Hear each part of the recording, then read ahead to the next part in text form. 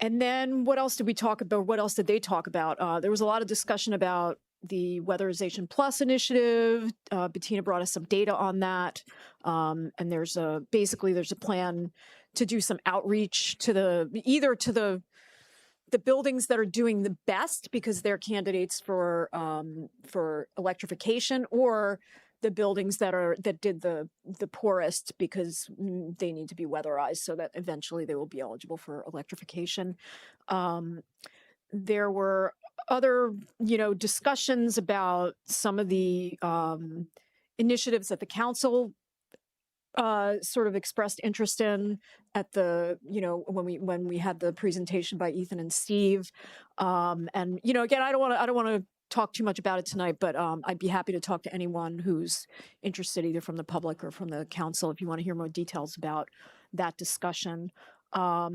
So I'll leave it at that for the Energy Committee. There was a lot of really interesting discussion, I thought, at that meeting about a variety of topics. And then congratulations to Adam and Jesse for an amazing first farmers market. I managed to swing by my high school. My second child had just graduated from high school, so I was only able to breeze through really quickly. But it was a really, really great event, and I know from experience of someone in my family who does farmers markets that it's very hard to put together a farmers market. It is no small task. So I thought it was great. And it's a great spot, actually, because there's a lot of tree cover. It was a hot day and it was nice and shady.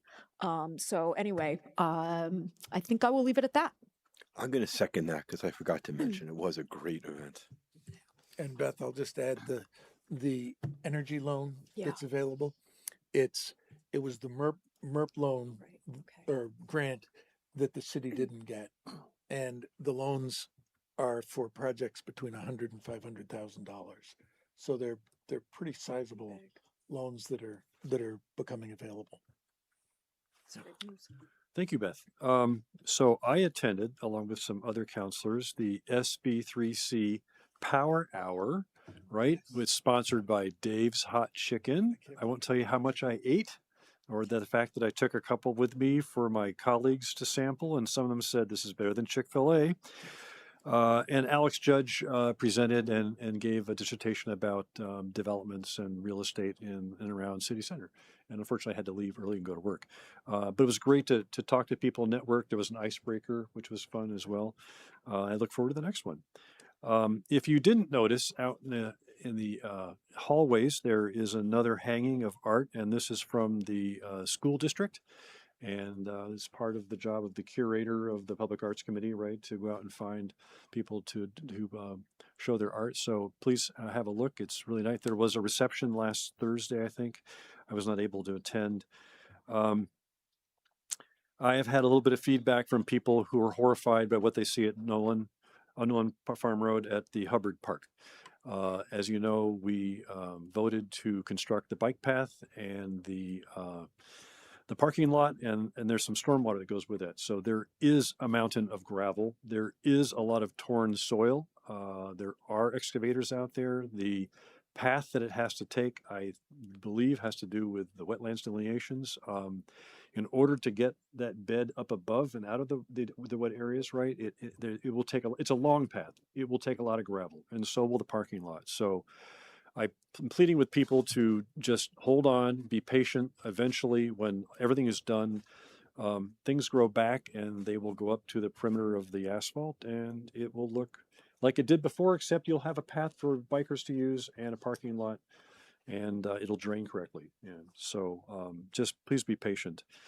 And I also want to acknowledge that there is fresh pavement on the Nolan Farm Rec Path, if you didn't notice, right? So from Spear Street all the way to Four Sisters, it's brand new pavement, looks great. And there is a resident who's quite satisfied that his driveway has been finally filled in because there was some pothole activity between the street and the beginning of his driveway. So thank you to Public Works for that as well. And that was a pretty light week last week in terms of my committees, so I am thankful for that. There wasn't a lot to do, so that's all I have. Jesse? Great, thanks. I have quite a few things here. Holly, the city clerk, wanted me to give you a couple of updates. So last week, the governor signed a bill that will require those obtaining the voter checklist to swear an affidavit that they are not using it for commercial purposes. We have been doing that. Holly's been doing that since January, so we will continue to be in compliance with that law. Having said that, we are required by statute at the municipal level to post our voter checklist publicly before an election, so you will see that posted. August primary ballots will be delivered to the clerk's office no later than June 26th, and then Holly and her team will start sending them out. That will include both the state ballot, primary ballot, and the city ballot. Just a reminder for the council that the elections training with the Secretary of State is on June 22nd, and the clerk's office will be closed on that day on June 22nd to support that Secretary of State's training. We will open the Welcome Center, so there will be somebody here to welcome people to City Hall, but it won't be the full clerk's office services that day on June 22nd. You mentioned the South Burlington District Art Show in the lobby. It's great. Check it out. It's really fun to see the kiddos come in and show their parents their work. Alana wanted to provide a couple of updates on the bridge project. I think she's out in the hallway with Sophia. So she submitted last week the VTrans Bike and Ped application that you previously approved. She submitted that on Friday. The build grant, we are waiting award on that. We were not awarded the Northern Borders Regional Commission award, but the next round of applications opens in the fall. And since we submitted the last grant to now, we have moved from number 6 to number 2 on the priority list. So we are optimistic about the fall round. And it appears from Congresswoman Ballant that our request of $250,000 of congressionally directed spending is in the draft appropriations bill at the federal level. So also every penny counts on this project. You all have already talked a little about some of the awesome Rec and Park things going on. SB Night Out kicks off this Thursday and is part of our Juneteenth celebration. Really encourage everyone to come out between 5:30 and 8 to Veterans Park Thursdays through the end of July. The farmers market was awesome. We had 32 vendors this Friday night, and 2 Friday nights for the next farmers market we'll have 39. So we're even getting bigger. And huge thanks to Kate and Adam and the team for that. I did want to, if folks haven't heard about our South Burlington Juneteenth events this year, spread from Sunday, June 14th all the way through June 20th. Really encourage you to go on the website and check those out. On the 14th, there will be an event here from 1:30 to 3 on celebrating freedom and cultivating community. Obviously, Thursday night, the SB Night Out. Friday night, there's a Juneteenth community dinner with a movie to follow. And then on Saturday, there is 8:30 a.m. Juneteenth and International Yoga. So hopefully folks can come out and celebrate Juneteenth with us. And then finally, I need to end on some sad news and embarrass him in the room. This afternoon, we announced that Tom DePietro, our Public Works Director, has resigned effective July 29th. Tom has been with the city for over 20 years, started as the stormwater superintendent, was promoted to deputy director. I promoted him to director in 2022, and is just a wealth of information. He and his team touch almost every municipal thing we see, feel, and touch when we leave our homes every day, and some things that come into our homes. And he is an amazing professional at improving systems and modernizing processes, and doing that with a lot of experience in our organization. So we will be very sad to see him go, but we have him for another 6 weeks. So we are going to make use of those 6 weeks. And then also in the room, want to thank Erica Qualentol, who has said yes to stepping up to be the interim director of Public Works during this transition. So Can I just second, as soon as I saw that note, Tom, I wrote to Jesse, what a huge loss. And I'm really saddened by it, and hope you will change your mind. But if you don't, the city will be far worse off for you resigning. And I hope that your future is bright wherever you wind up. Ditto, and those are very large shoes to fill. maybe we can use some technology to extract a large language model from his brain and upload it and create a Tom Intelligence TI instead of AI, right? Yeah. We can just ask it questions, right? And it'll just feed it back to us. Maybe that's a solution. I don't know. We're going to move on to item 6, which is the consent agenda. We have several items tonight. A is to consider and sign the disbursements, the financial warrants. B is to appoint members to the city's policy and statutory committees and boards. And I have those appointments in front of me, and I will read them now. They'll be part of the voting at the end of the consent agenda part. So for library board, we have Christy Liddy for 2 years, Anne Lalonde for 3 years, Stacy Pape for 3 years, Leslie Wagner for 3 years. On the Natural Resource Committee, we have Grace Leckie for 3 years, Steve Como for 3 years, Megan Huth for 2 years, and Jean Hunt for 3 years. On the Pension Advisory Committee, we have Spencer Baker for 1 year. On the Planning Commission, we have Megan Emery for 4 years, Michael Mittag for 3 years.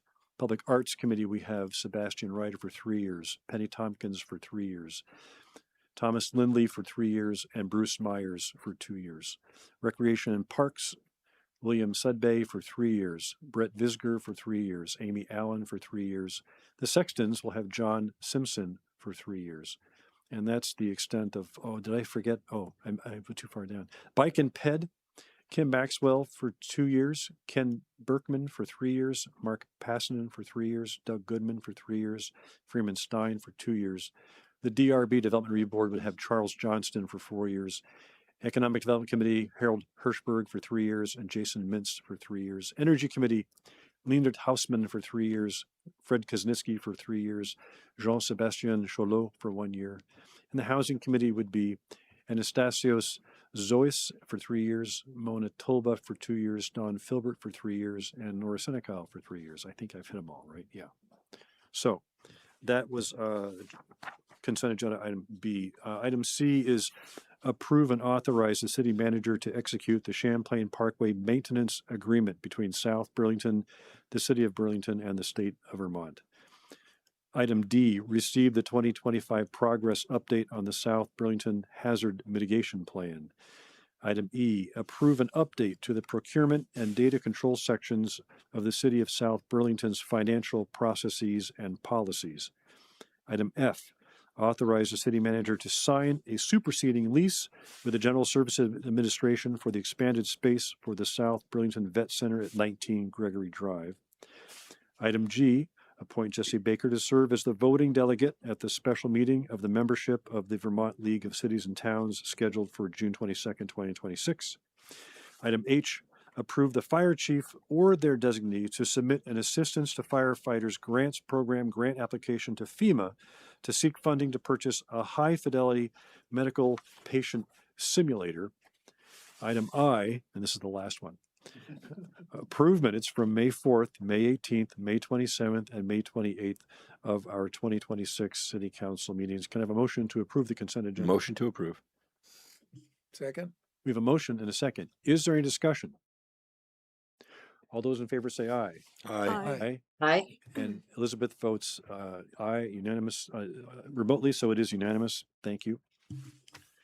We will now move on to item 7, which is receive the South Burlington City Center Collaborative Quarterly Report with Sophia Babbitt, Executive Director. Come on down Boy, Tim is punctual. Look at that. and welcome.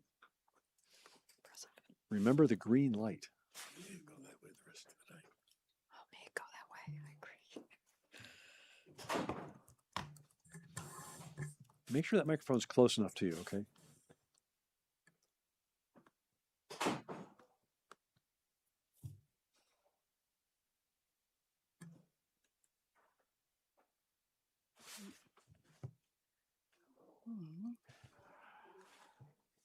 So, good evening.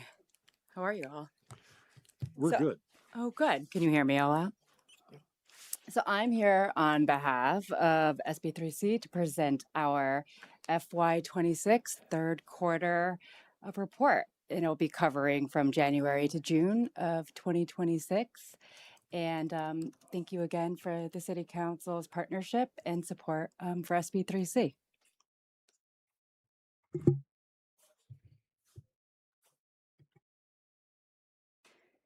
So these last few months have been, or actually the last 9 months have been really a transformational founding year for us. We launched in September of 2025, and we are now a full functioning committee-driven organization. We have 91 community and business partnerships, up from 14 founding members. So that is 650% growth under a year. The city's 75K investment was foundational for us. We leveraged an additional almost 46, and now that I've gotten some more in-kind numbers in, almost 50,000 membership revenue, donated labor and services. And I only expect that to grow as we continue to head into the next quarter and into FY27. So I really would love to thank the city's continued funding for FY27 and ensure that, this will also ensure and will be pivotal for our continued growth. So as we set out this year, we had these 5 core goals, and I'll show you over the next few slides of how we've made real progress on every one of these points.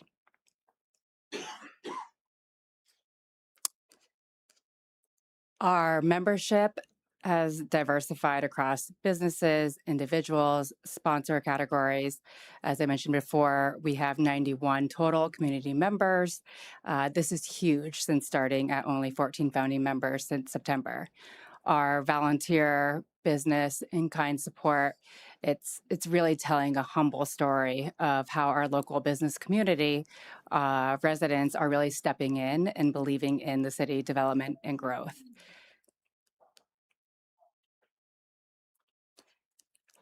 Everything that we at SB3C have done is organized around the Main Street America 4-point approach. As you can see here, our FY26, our membership base and financial summary. We have business members. We have 28 business members. We encompass business, individual, sponsor categories. And our volunteer business in-kind support is where we have just absolutely grown and really truly believe in the development of City Center. So this is where I was talking about the Main Street America 4-point approach that we've done in our different areas of the economic vitality, design, organization, and then our marketing, promo, and support. So the next few slides that I'm going to go through, it's going to be where we've delivered in each of these 4 areas since I last met with you all in January. So organizationally, we welcomed a new board member, the South Burlington School District's interim superintendent, Dr. Joe Clark. We also have a new city liaison, Lori Smith, and we're continuing to build our board as we head into FY27. So since January, we've onboarded 5 interns from Champlain College and UVM. It's been a pipeline of young talent that's been supporting our work. We've had $3,500 in grants and individual sponsors, including various individual donors, as well as we just got a micro grant from AARP that will be announced next week. So really excited to get that activated. And we're really setting our infrastructure that's going to allow us to scale programmatically. And the work you'll see in the next few slides is really going to be able to set that stage. So I wanted to spend a few times just chatting about how we've been building our visibility and really listening into the community, because they both feed directly into the economic vitality and the activity you're going to see in the next slide after the promo and community engagement. So year to date, we've pretty much built our social media from near 0 in 9 months. So starting with 34 socially Instagram followers, we've 1,000%, almost at 403 followers now to date. This is 401, we're at 403. So by day, and these are all organic followers. So we've spent no dollar monies in promotional marketing. This is all just by putting things out and people cross-promoting and engagement with us. Facebook, same thing, from doubled it. LinkedIn, we didn't have a LinkedIn page, started it from nothing, have grown it to 307. So this has really been able to give us a direct channel to the businesses and the professional community. Across the board, since January, we've had 10 different event activities and activations, and these were visible on the ground, touch points, residents and businesses across the city center. And one very tangible example is that we had dual watch parties at the UVM, or in light of the UVM women's basketball appearance in the NCAA national tournament. And this is where we had co-hosted events with the Duke's Public House, as well as with the Windjammer Upper Deck and Pub. And that really showed how we cross-promoted business collaboration and community movement and moments. We've hosted 12 different MailChimps, keeping our members, our sponsors, our residents updated on a regular cadence.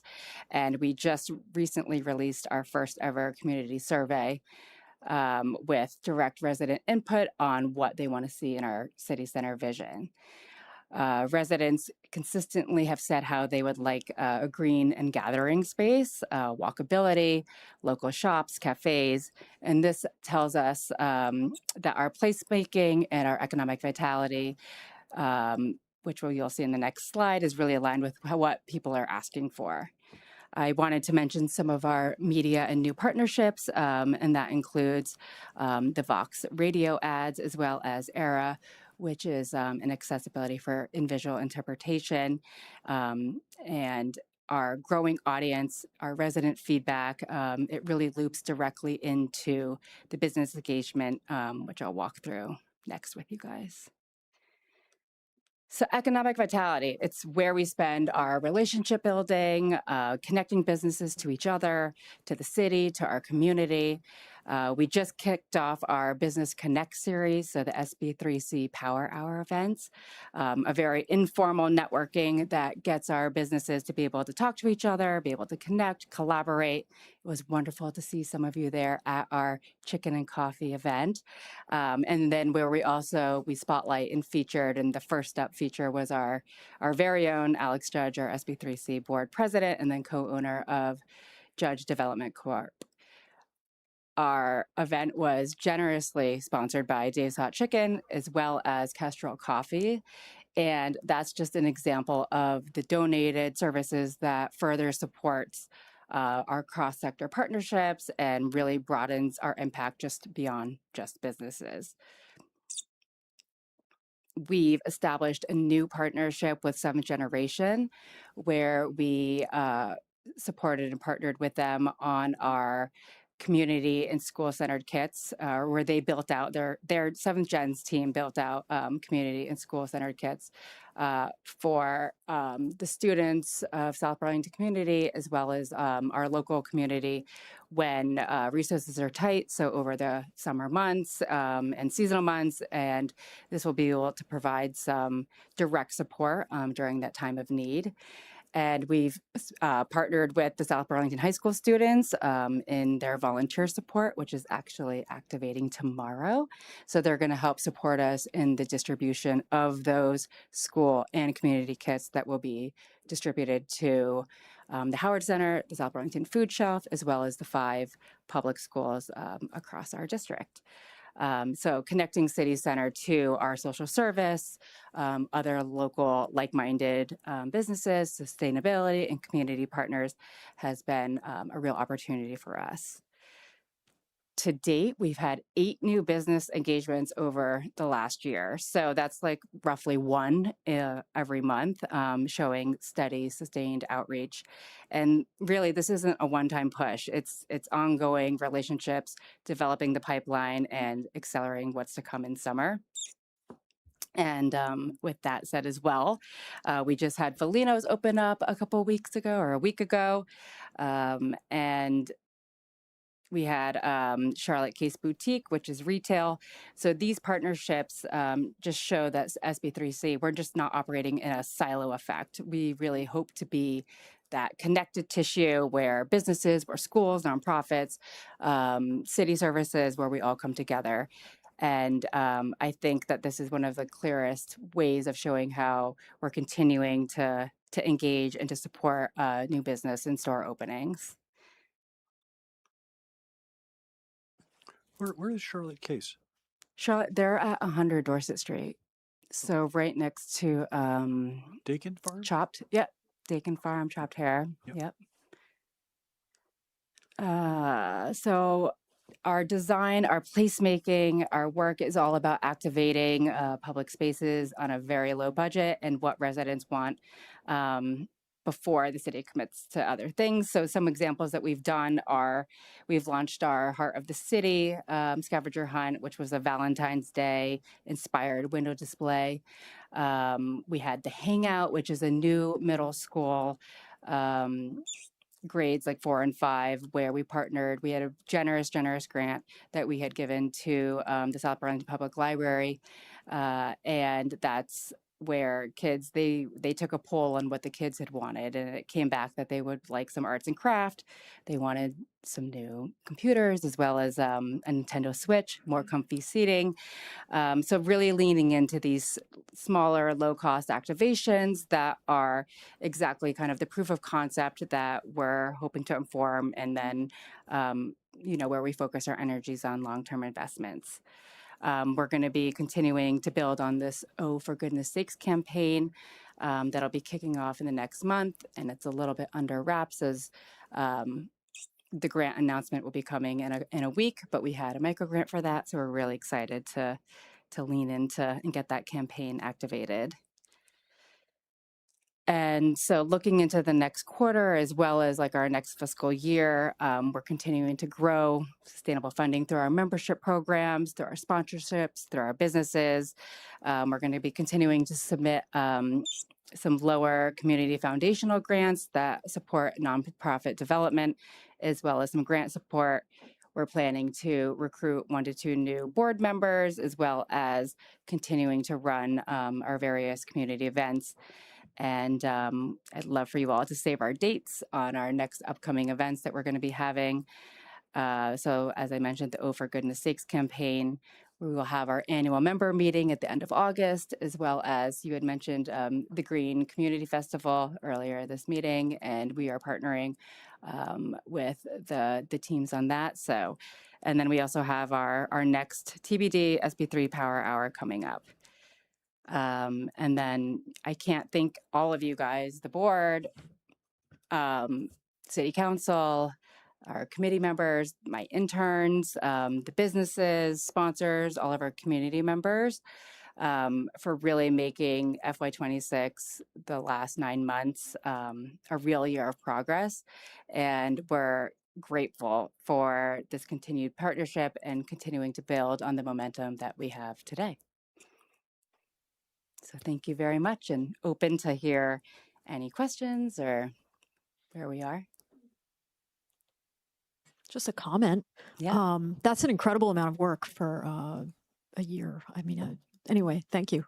No, thank you. It's really exciting. So is Kestrel going to open a shop here?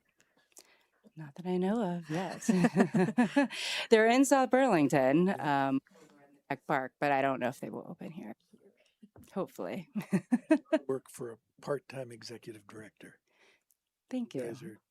Guys I'm excited to be the liaison and be closely connected to what's going on over the next year. We appreciate your support, and we're glad to have you as our city liaison, as all of you. And it's been a real pleasure to be leading this initiative and see the development and the build of the city center. And it couldn't have happened without the city, without the residents, without our businesses, as I mentioned, everyone behind us. So we're truly grateful for all of you and your support. So I think our money is being very well spent. Yeah, you have your fingers in so many pies. Is that right? It's really incredible, your energy. So thank you. Thank you. What is Pandora? Pandora is the bracelet, I think, with the charms. Oh, so is it jewelry? It's a jewelry, Okay. yeah, and they'll be coming soon to the University Mall. Oh, okay. All right. Yeah. Great. This is so these food and retail establishments are starting to fill out along It's Market Street. exciting, also and they will be part of our business, our membership. Yeah. And so it's Yeah. very exciting for all the business new store openings. Yeah. This is good. Thank you very much. Thank you. Where was that picture taken with this slide where there's the U-Haul truck and the boxes? Where The one outside our office. the cellar story windows that are up above? Yeah, right there on the left. Where's Yeah. that? So that's right outside 100 Dorset Street. So right in the Barnes and Noble parking lot. Oh, that's Barnes and Noble? Yes. Sorry if it's not that big, but yeah. The built inside the building it is? So, oh no, sorry, above. So that was the seventh generation, their community gathering, and that was at Stowe. Oh, still okay. Yeah. I was like, I don't recognize. So yeah, so Alex and I had gone to that meeting or to their community gathering, supported them in building out the community and the school kits, and then Alex drove the U-Haul truck from Stowe back to our office, and now we have 160 kits in our office that are going to be distributed to the schools as well as Tower Center and the food shelf tomorrow and Wednesday. There are a lot of businesses, right? Like apart from the U Mall that are in 100, right, and along Market 100. Street, new ones that are coming in, and even the Blue Mall, right? Where, how do we? Of course, every business can be responsible for their own advertising to get their name out in front of the public, right? Mm-hmm. What are your ideas about how to get those names out, to all residents in the greater South Burlington area, so to speak, right? Yeah, and so our goal is to do a lot of cross promotional marketing. So we have had conversations with the other paper, with other digital and advertising 7 days. And so our goal is to be able to bring the businesses together and be able to support in cross promotional. So where they might charge a business higher rates, we would be able to promote them across the board in smaller ways. So, with Judy's, the scale, maybe Charlotte Case Boutique opening, we could do a lower rate visibility and promotion through those different media outlets together versus like one-offs where they might have to pay the full price, and we could break it out into the smaller cross promotional ways.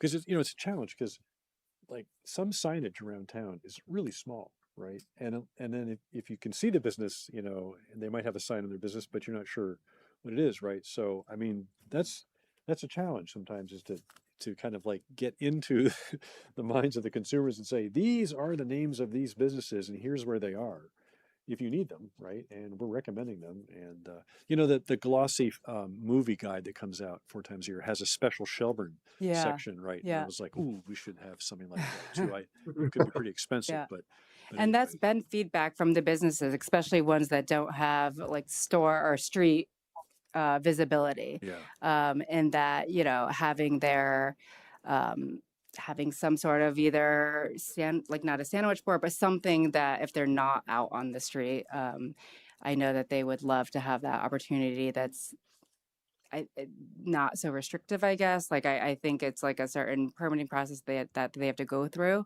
So that is some feedback that I've heard, is just of being able to increase their visibility if they're not right on street front ways, and what that would look like.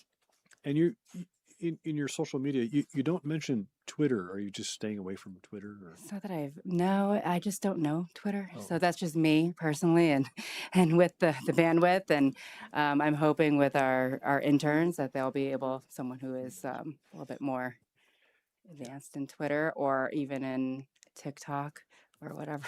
I'm one of the 10 whatever people else. left doom scrolling on Twitter, Yeah. So, but that's the city, publishes pretty often closures, announcements, rec and park, stuff like that. So it's really, I go, oh, look, I hit like. I'm the first person to hit like. Mm, I think I So, need to get on which is Twitter good. then. At least that Yeah. 1 or 2 or 3, but that channel is still out there, And I think Elizabeth has some comments. Yeah, just a quick one. Sophia, is there any sort of standard approach for, I know a lot of these businesses go through soft openings, but is there any benefit to either SB3C or even the city sort of welcoming a new business in a more formal way, whether it's through their choice of an opening or something that we recognize their presence and maybe acknowledge it in some more formal way? Yeah, that's what we would love our promotions, our marketing and events committee to start to build out, is that marketing package. And, when a new store does open, what can we offer and provide for them in that promotional way? Myself, I've personally done smaller things just on a lower scale, like when Charlotte Case Boutique opened. Designed a floral arrangement, dropped off a handwritten note. But I would like, if there was a standard SB3C promo that we could offer with a new store opening and a launch. And maybe it's like a big balloon arch, or I've offered out having a launch party, and ways we can partner with the business in having those opening launch parties with them. And offered and still getting feedback too on what is most beneficial for them. If it is like the ways of offering the other paper support or 7 days, or is there some sort of digital media form or marketing form that we could support them with? So I think we're still in that development phase, and as we kick off our marketing, promo, and events committee, to really be able to build out that package and that offer is definitely a goal going into the next quarter as well as next year. Great, thank you.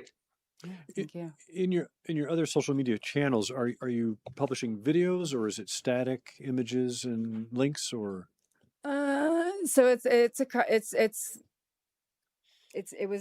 me leading it right now. And my goal and my hope for the social channels is to have our community, our business partners, my interns, to really take lead in that, and for them to be the faces behind it. So my goal and my hope was that, and we just launched on Instagram. We had our very first video. So it was Kelvin Melman from Shrooming, and he did the live video, like recorded himself, and we put it out there.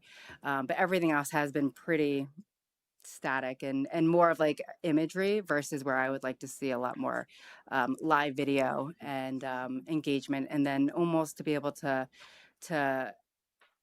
it's almost like not celebritize, but it's like, oh, look, there's Tim Barrett walking down the street, and I just saw him on the social media, and here he was, having a shake at the scale, or a morning shake at the scale, or here he was walking. So I really would like more engagement, and I wanted it to be that it kind of would be an open social outlet where other community members, businesses could take lead in posting and promoting, and it wouldn't be something so internal for us, but more of like business, residents, community members to play an active role in that. Didn't I see a video on Facebook Which one? that had a small town in the background playing? that was for our resident community survey that we had just put out. So we do a it was a great promotion. Oh, thank you. When it had Bruce Springsteen playing in the background and a video of the center. It was really catchy. Which song? Small Town. Yeah. No. And just a quick question, which I probably should know the answer to, being the liaison, but is SB3C envisioning branching out into supporting or incorporating the Shelburne Road corridor over time as it develops and grows as really part of downtown South Burlington? I would definitely say that is a long-term goal. I think in partnering or, in partnering with, and when I first came on board, I mean, that was my approach, was to meet with other directors, executive directors that oversee the downtown organizations in Winooski, Burlington. And I think one thing that I had learned, from the director of Burlington was that they have their Church Street Marketplace, activation, but they also have Love Burlington, which does oversee all the other businesses that don't sit on Church Street Marketplace.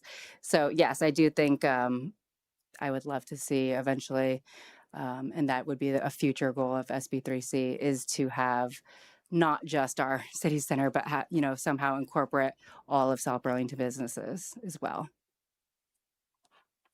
Any other comments, feedback? Nice work. Appreciate the deck. Thanks for presenting. Thank you. Appreciate We'll see you all. again. We'll see you at some of these activities too. We will. Thank you so much. Thank Really you. appreciate it. Can you leave the meeting? Thank you very much. Can you? Thank you. Thank you. Stop sharing. Stop sharing. Thank There you. go. Thank you. Thank you. All right.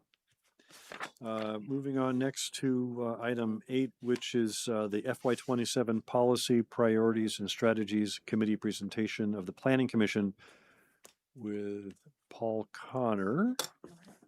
And as Jessica's online, Jessica Luizos, the chair of the Planning Commission. Good evening, Jessica and Paul. Wow. Hello. Are you in San Francisco? I am not. Oh, I don't know how that got darn. there. I'm You're in the Buffalo, Marin Headlands, actually. right? Is that where that is? Right? Wrong city. And what's the name of the fog? Is it Greg? The fog has a name. He's got his own Twitter account too, right? Did you know that? You don't know that? Oh, okay. Well, I guess I'm in the know on the SF culture, huh? So 728. let's go. Hey folks, Paul Connor, Director of Planning and Zoning here with Jessica. I'm going to put up a slideshow. Jessica's going to be the lead on this, but I'll fill in additional information where applicable. I just have to be able to read the tiny letters in there. Thanks, Paul. Well, it has been a while since you have seen us, so we are going to give an update on our policy priorities and strategies, which make up our work plan, and a preview of our upcoming LDR amendments. Can everyone hear me okay? I'm assuming yes. So our project work plan builds on the work that we've been working on the last year, as well as continuing to advance our city goals and actions. We have some new projects that have come up based on feedback and community requests we've gotten, and really thinking ahead to some big planning projects that we see being important coming down the road. And we have been working on this with staff who coordinates with other city staff outside of planning and zoning as well. So jumping right into our list, some of these items you'll see have been labeled in the last column there as ongoing, and some are new projects that we're adding to the list. So, some of our major first goals are really working to complete the things that we've been working on for the last year, including the adoption of a suite of LDR amendments that we have warned for public hearing, and we will be bringing to you. I'm going to give a short preview of those in a few minutes here. Looking at our lighting standards, it has been brought up many, many times over many years that our lighting standards are not on par with industry, and kind of similar to our performance standards. And the idea with the performance standards is that you're kind of setting specific guidelines with which we want projects to meet, kind of how they impact the areas around them. Some potential changes of use in the TDR program, and some looking at the temporary and seasonal uses. Then we have some technical and functional updates.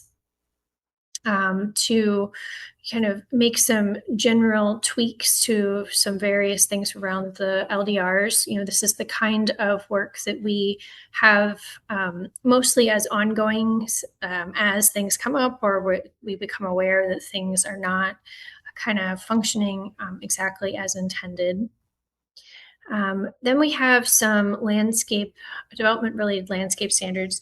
This is something that we have gotten feedback on over the years, being a new project that sometimes our landscape standards don't meet the scale of projects, especially in our infill situations. Another new project is taking a closer look at our wetland standards. We had made some changes to the wetland standards a few years ago when we looked comprehensively at our natural resources and other environmental standards. But it has come to our attention that there are some changes possibly happening at the state level. So we want to look at that as well as kind of what the changes that we've made in recent years, how that's really playing out. So that is the first half of the list, and we will have some other ones on here. So we have been talking about the revision to the official map for quite a while. This is on the list as an ongoing project. Thinking more about the Shelburne Road Center area. So this is a project where we don't have a huge amount of involvement, but we'll be providing feedback and participating, giving feedback at that level. We also have some of these other projects aren't us as a lead, but giving support. The city center designation, the Mary Street Williston Road intersection. We already did kind of the initial meeting on that, and we'll continue to give feedback, as well as the economic development strategic plan, the parks and open space master plan. And these are on our list because they're really important, and we want to make sure that we have time in our schedule, even though we're not kind of leading and doing the bulk of work on here, but really acknowledging that it's important that we are going to provide time in our schedule for this feedback and engagement. So that also applies to the airport neighborhood transition area, the housing action and housing needs assessment, and the city plan 2024 progress report. And then these last couple ones are ones that we generally leave on our schedule, just knowing that things come up, and it's important to kind of participate in thinking about what grants might be appropriate for future years, any other potential things that we might want to consider for upcoming years. So, these last couple ones are just generally making sure we're not ignoring these bigger picture and future tasks. So this is what we have kind of discussed and thought about as our action plan. I think we're welcome and open for feedback if anyone has any for us at this time. Andrew? Yeah, thanks, Jessica. I mean, you are an amazing chair. The Planning Commission does fantastic work, and your service is greatly appreciated. So thank you. And thank you for this fulsome list of projects. I know it'll keep you and the commission really busy. There's two items on here that I just wanted to touch on. One, I guess I just wanted to ensure that you and then derivatively the other members of the Planning Commission are familiar with the discussion that the council had with respect to TDRs, where I think our direction had been, by vote, maybe it was, I don't know, I'm sure it was unanimous, maybe it was 4-1, I don't remember exactly, to ask that we consider or that we affect, and I remember that exact wording, so folks can remind me, TDRs to be required in connection with additional height in city center above 6 stories when we gave, that ability to build higher than 6 stories. And the reasons that we all talked about for doing that were a multitude of reasons. One in my mind, honestly, the hardest priority is that we have lots of areas right now in the city that are protected by regulation, but we know that at the state level there's tremendous pressure, and we've seen this happen, and we, I think, escaped some of that pressure by the skin of our teeth a few years ago, where many of those areas would no longer be protected, but for some really good lobbying that we all did at the state level. And the only real way to ensure that those areas are protected is to have them conserved, a conservation easement, and that's what the TDRs affect. That's what the TDRs accomplish. So without having those TDRs actually sold and have their purpose accomplished, my fear is that, at some point, areas that we think are protected today will in fact no longer be, and that the protections are actually ephemeral. That's my big fear. The second thing is we've had people come here, and I've had people approach me, independently saying, hey, look, we know there was no promise, but there was a quid pro quo that, my land basically became undevelopable, or not barely developable. In exchange for that, I was supposed to get the right to sell these TDRs, but the market is pretty illiquid. And I've been sitting on these for 20 years, and I haven't had the ability to do that. And I think we owe those people something. And at the same time, we've provided tremendous economic opportunity to folks that have land in other parts of the city to create and generate huge wealth potentially. And in my mind, this is really an opportunity to balance those two things that are happening in our city as other cities have done. So there's lots of good reasons why this should happen, and in my mind really needs to happen. I just wanted to communicate that to you. I don't know if you've heard that before, heard our discussions before, but just wanted to put that out there. I may pause and let other folks comment on that, but I want to come back to the wetlands, but maybe it just makes sense to finish off the TR discussion, but other folks want to talk about that, and I want to come back to wetlands. So Can I ask a question about that? About the TDRs. Were there other suggestions on the Planning Commission on other ways to make the TDRs more robust, in addition to the idea that Andrew had about tying them to the higher building heights? Like what are some of the other tools that we have for making them more effective? Has there been discussion on the Planning Commission about that? And another question, just like a sort of a format question or process question. Is this the meeting where we ask these? I'm just a little confused because I know the Planning Commission now you're going to have a public hearing, right? And then after the public hearing, you come back to us again, and then we have a public hearing. So I'm a little confused about the format. So there's two. Let me jump in on that one. Jessica's here. We thought we'd take advantage of the fact that she's here to talk about two topics. First one is next year's work plan. Pause. Separate topic is a little preview of what you will be getting in a few weeks. Jessica's going to be out of town for when you formally receive the proposed LDR amendments. So she was just going to give a brief preview of what is in front of them and what you will be seeing in a few weeks. And if I can that totally makes sense. Thank you.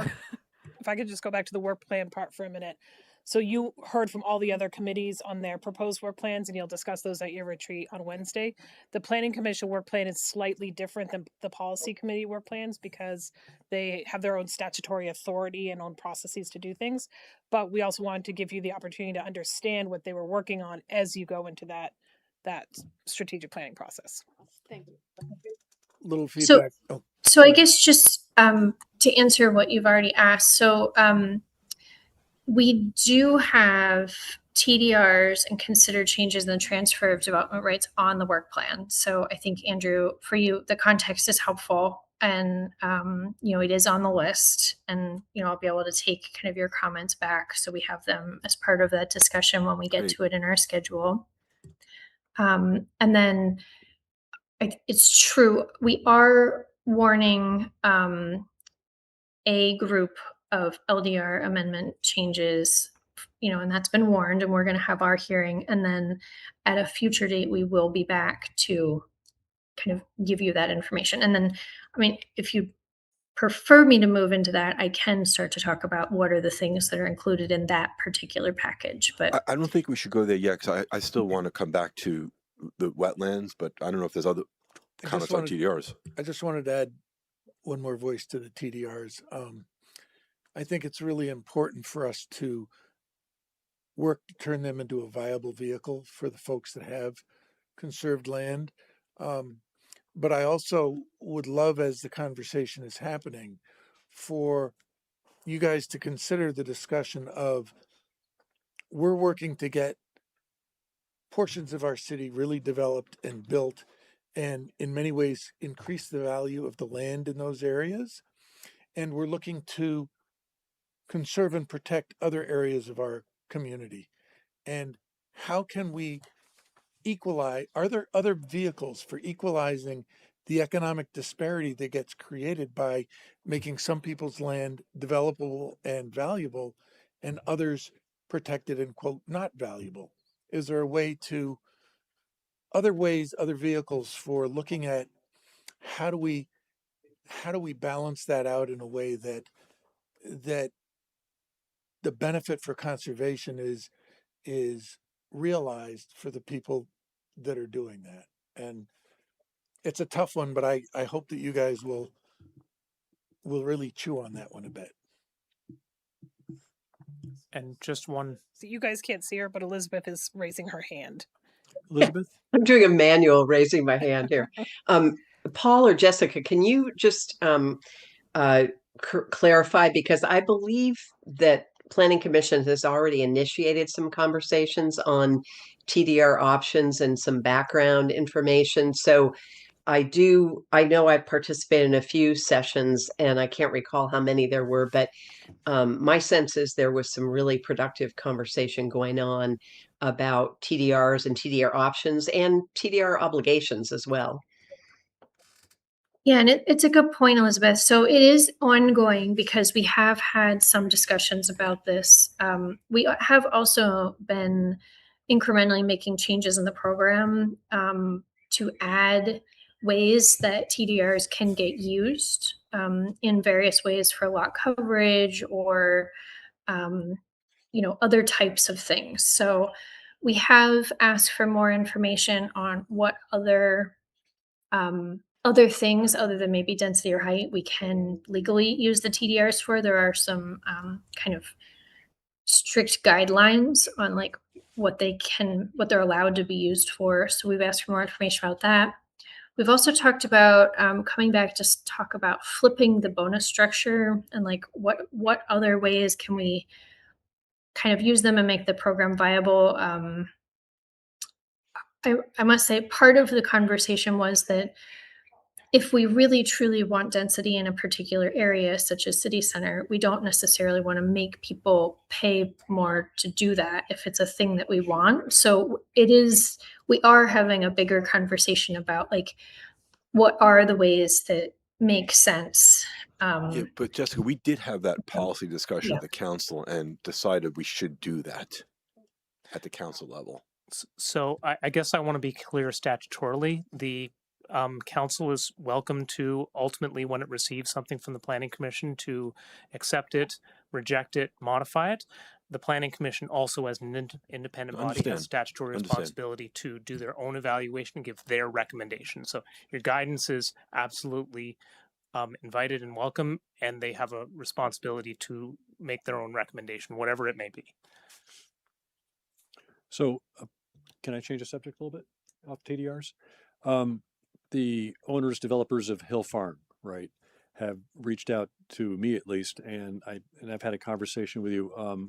Did they present to the Planning Commission and request some changes for that zoning area?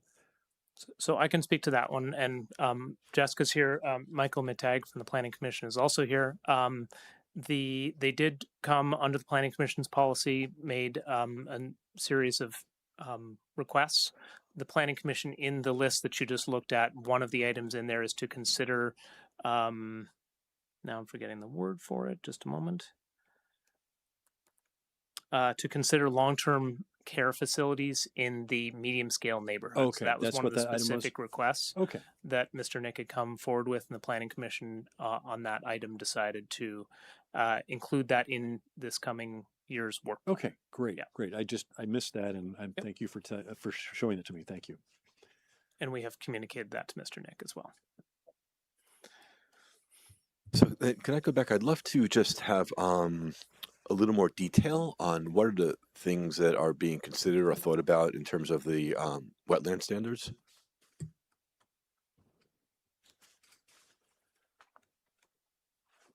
At this point, we just decided to have a more comprehensive discussion about it without any preconceived notions about what that might be.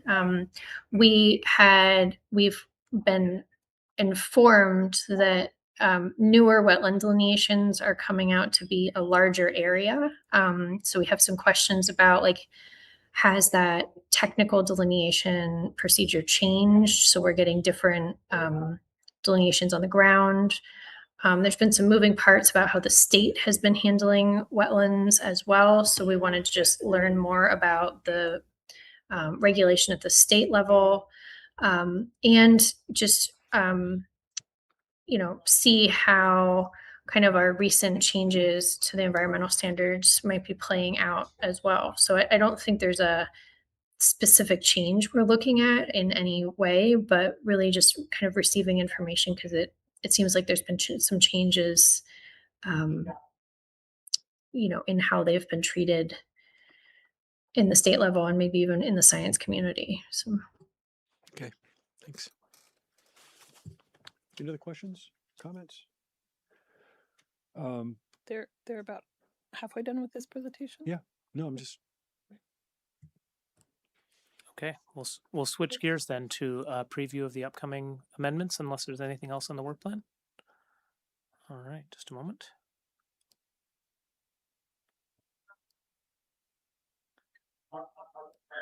So Paul's bringing up a list here of the various things that are coming up, and we are planning to do a more in-depth, kind of deeper dive into what each of these is, at the point that it comes to you. But since we were, I joined the meeting and we were going to be talking about our priority list, it felt like it made sense to give a preview of these items, a brief summary. And, if there's certain things that you are particularly interested in more information on, we can certainly focus our bigger presentation, when we bring these to you at that time on those items. So, I think there's a lot in here, and you've had this in your packet, so I'm not going to read all of this, but, we had done some changes last year to the bedrock removal and on-site processing update, at which point there was some discussion at the council level of taking a closer look at some pieces of that, which we had also recommended. So that will be coming back. Looking closer at some nonconformities and adaptive use. How can we, better use our land, essentially, and, potentially be using more of our existing structures for more residential use. We have some changes in the form-based code zoning T4 district as well, kind of expanding that area some. Also looking at vehicle charging, some updated standards. There were some changes at the state level in the law, and we want to make sure that we are still kind of regulating with the intent that we, in the way that we attended when we originally established the standard. Then we have some items that are related to endangered or natural communities, rare, threatened, and endangered species. This came up as part of the state law changes that are coming up to make sure that we are addressing these at the local level, as there may be projects moving through that would have had Act 250 review of these things and may now be regulated at the state level. I think Paul's going to get into this in more detail in the next presentation on your item, on your next agenda item. And then thinking a little bit more about when a zoning permit is needed and considering requiring a certificate of occupancy. So this last one, I wanted to specifically say that it would eliminate the zoning permit for for interior renovations and facade material replacement. So the idea for this is that if someone is doing kind of maintenance or some minor upgrades to their building or home that don't change the number of bedrooms or make a footprint expansion, we feel like that's the kind of thing that should be allowed for our residents to do, that upkeep and maintenance to keep their buildings working well. And just let me jump in for a quick second. This is removing what has become essentially redundant permitting, with the City Council having adopted changes last year to the life safety codes to bring in single family homes. Those same types of permits for interior renovations are now covered from a life safety perspective in the fire department. They're doing a review on the safety of them. It really, the purpose of it on the zoning side doesn't really hold a lot of value any longer, since we now have that information, we know what's going on, and we're doing a life safety check. So it's really getting rid of redundant permitting in the city. So example, if somebody redid their kitchen, but there was some electrical reconfiguration and they would need electrical, safety permit inspection. Correct, either structural or electrical, Yeah. Because it's not just the electrical, it's anything that would be a change in the structure of the building. Right. Yeah. Well, So but new those would be- cabinets, new sink, new that. So then there would be no permit for that from planning and zoning. on the zoning side, right? Right, zoning side. Yeah. Okay. Yeah, and it's very hard to do a kitchen renovation without touching the electricity. You're going to know pretty Yeah. quickly things are going to move. So Or if you replaced all your windows, but it was just a different kind of window, that would not require. right. Okay. Yep. Thank you. Yes, I know we're going to be talking sorry. about this all in more detail in an upcoming session. But I have a question about one item which perhaps has some time sensitivity, and maybe just the first question for you, Paul. In the bylaw report for the EV charging, it says in 24 the city adopted EV charging regulations, and this new amendment makes clear that this requirement still applies despite some uncertainty on the issue at the state level. And the question, I just want to make sure I understand, between 24 and now, have we, the city, been applying the 24 reg, or have we kind of reverted? We have asked, so it's been a relatively short period of time that this has been the case. I think it was last fall that the governor issued the order.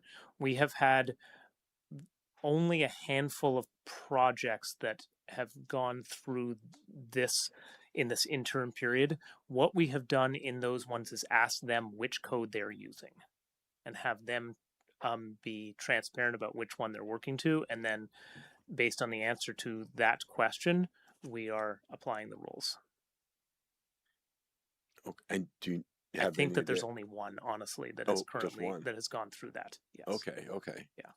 And then this will, assuming the Planning Commission moves these forward at their public hearing on the 23rd, and assuming the council votes to warn a public hearing, when you receive it, I believe it's July 3rd. It's obviously both of your choices. Once your notice goes in the newspaper, these bylaws are in effect pending your final We're just action. going to So another couple of weeks. about July 10th, yeah. July 10th to 15th, somewhere in there. Okay, thanks.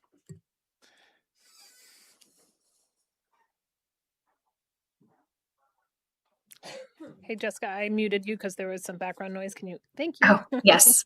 Thank you, Jesse.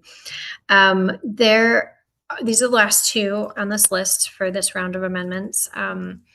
Data centers was not something that we had previously had a use for, and we wanted to make sure that, we've seen these in the news a lot more. We wanted to be proactive to set scale and size and location of these, essentially not having anywhere in the city where those very large scale ones would be appropriate, but allowing for smaller ones, and also adding some scale for the truck centric commercial.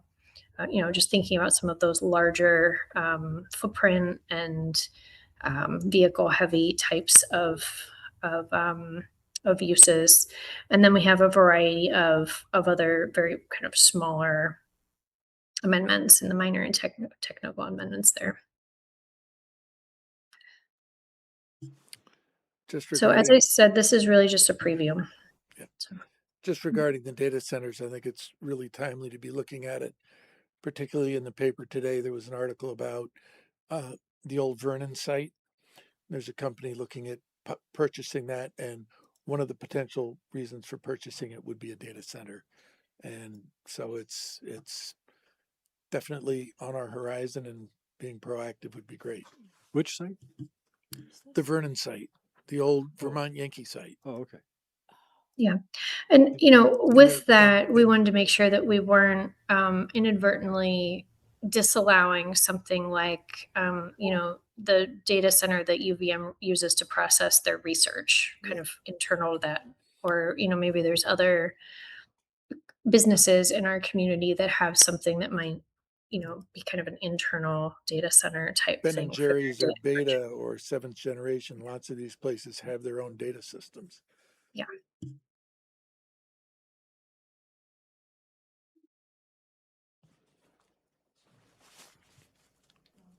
Is there more? That's it? No, Yeah, that's it. For now. Any other questions? No. Comments? Nope. Okay. Thanks for a great presentation. Thanks, Jessica. Yeah, thank you. We look forward We to the will be public hearing. back.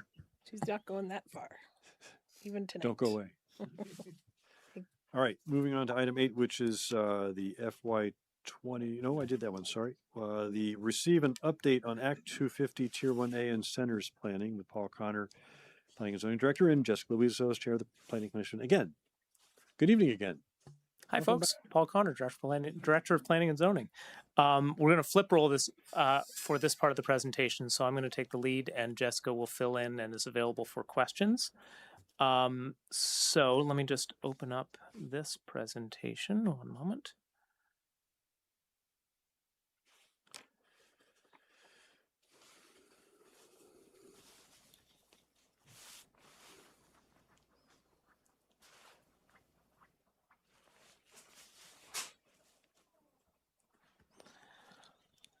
Okay.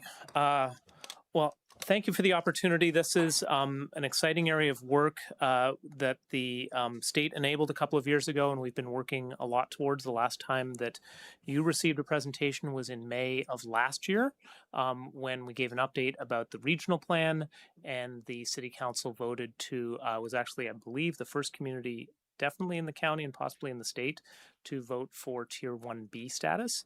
So this is an update and a preview of what you'll likely be seeing at your first meeting in August. So just quickly, I know this is in your presentation, in your slideshow, in your packet, so I won't take too much time here, but Act 47 and Act 181 were pretty transformational in the state. There's some of the most significant land use regulations since the 80s that have taken place in the state. They created a framework that looks at future land use on a statewide basis. It's done by the regional planning commissions, but using consistent methodology across the board so that we can have planning and conversations on a statewide basis.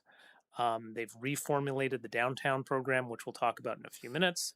Location-based Act 250 criteria with that little asterisk that says, oh, and a chunk of that is on the governor's desk for some changes right now. And connected it to municipal zoning changes that you all did a couple of years ago now. There's a lot in here. The 10 or so future land use categories that the legislation creates for all of the regional plans are up in that band there that talks about regional future land use categories. Those become, as those get applied to a geography, those then enable all these other tools that we're going to speak about. So we're going to talk about centers in a little bit. So centers can be wherever there are downtown centers and village centers identified in the regional plan.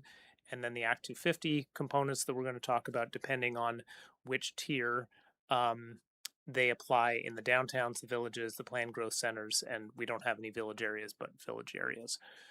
all of the rural categories, the enterprise categories, which means very sort of disconnected business areas, and one category that's not in here at all, which is there's an other category. The airport falls as an other category. There's a handful around the state where they just don't fit into. The Jericho firing range is another one in that example. We talked about this in large part last year, but I want to give you an update. This on the left-hand side is the entire Chittenden County map. On the right-hand side, obviously, is South Burlington. This plan was adopted by the Chittenden County Regional Plan last month. After a number of rounds of feedback, they submitted a pre-application to the state's new Land Use Review Board last fall. There were a series of questions and some guidance that was given by the Land Use Review Board that is ultimately the approving authority. And there have been a few adjustments as a result. A couple that I just wanted to highlight for those of you who maybe were looking at this closely last year. We being the Regional Planning Commission and the city, got some feedback that the downtown center, which is our city center area, the statewide board felt that it would be appropriate to bring that down to where the high school, middle school area is, as really the core of our city. The old programs under which we had designations that created the TIF were really intended under statute to be the tightest box you could possibly make about what is the historic center, or in our case, what is the new center. The new legislation is really about thinking about to the future. And so they gave the guidance of saying, really think about what your future center really is. And so now it incorporates both sides of Williston Road. It goes down to the high school, middle school complex, and it follows some of the neighborhoods that we just connected with our beautiful bridges into City Center Park as being really the core connected area. Similarly, on Shelburne Road, the Land Use Review Board's guidance was to incorporate not just the very core of what the city's been considering in the vicinity of Fayette Road and Shelburne Road, but also to consider the neighborhoods that are immediately around it, and to draw in the amenities that exist, like Szymanski Park. And so in that case, it's made larger. It does not, none of these change what we have to do in it as a municipality. They enable opportunities. They don't tell us what our zoning needs to be. And then the third one, that they really appreciated the guidance, the forward thinking that the city is doing, but didn't find that it could meet the legislative language, was we had proposed that there be a third village at the intersection of Kennedy and Kimball and Old Farm Road, where the O'Brien neighborhood is taking place. They were excited to see all that forethought in the planning, but there's no tool for a future non-existent, in their view, center that doesn't yet have any of the amenities. So they said, come back in a few years when we've got the parks in place and things like that. But for now, they said, please continue with your great work, but it's not, did not qualify as a center yet. And so that's the brief tour. Quick question for Yeah. you, Paul, on the map. You've got city center in gray brown, Yep. which I'm assuming is downtown center. That's a downtown. Yep. Then the Shelburne Road area, is that planned growth or is that It's called so the sort of deeper purple is called a village center. Yeah. And then the light purple that is sort of all around, that's called the planned growth area. Those are the three areas where it is from downtown center to village center to planned growth area are the areas where both the statewide mapping, the regional plan, and our planning call for generally compact neighborhoods. And then the other categories, the yellows and the greens and the sort of bluish, are rural categories. Okay, so the village area doesn't really show up here, or What is the village Shelburne? area? What's that? What I think your question is, what is the Shelburne blob? Shelburne Road The blob. Shelburne blob is the village. The Shelburne Gaga is the village, but so you've got village center, planned growth area, and then village area. Right. There are no village areas in South Burlington. Okay, that's what I was getting at. A village village area area is a doesn't category that has some of the components of a village, but not all of them. So let's say water, but not sewer, or sewer, but not water. Okay. Parts of Colchester fall into that. So this is just village and planned growth. That's what I was. Correct. Thank you. Yep. Sorry about that. Okay. I already spoke about this a minute ago, but just wanted to note where that there's very close alignment between what the region came up with and the future land use map from our local zoning and the regulatory tools that you've put in place. The one thing that I did want to note is that in the more urban context of the city, parkland are just considered to be, and open spaces are considered to be part of the planned growth area. At some point, there's a determination made that, let's say, JC Park, while an important park, is part of the urban fabric, just like in Burlington, Callahan Park shows up in the same way.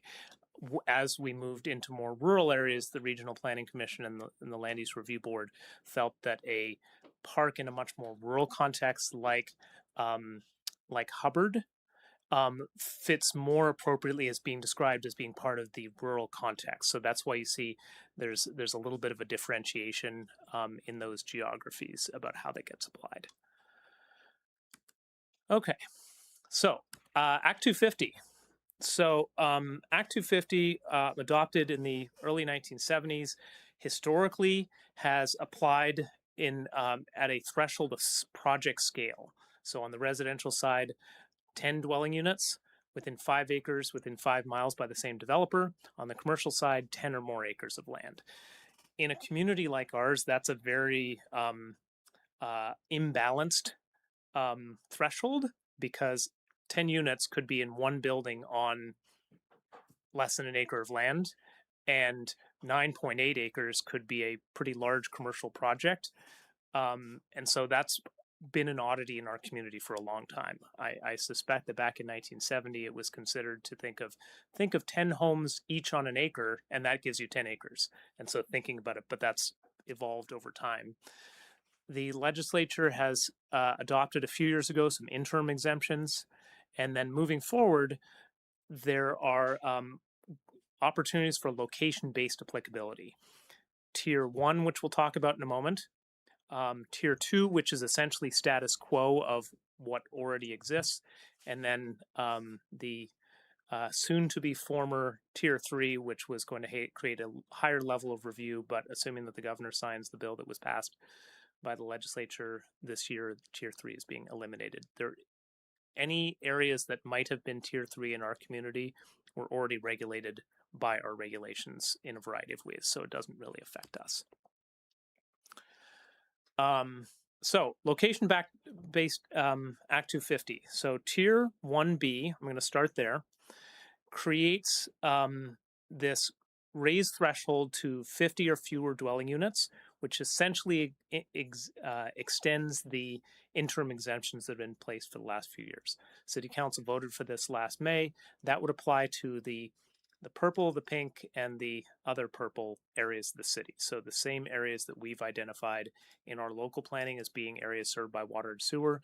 This does not override any of our local zoning. All of our local zoning remains in place. So if we identify a natural resource like a habitat block, that remains the case locally.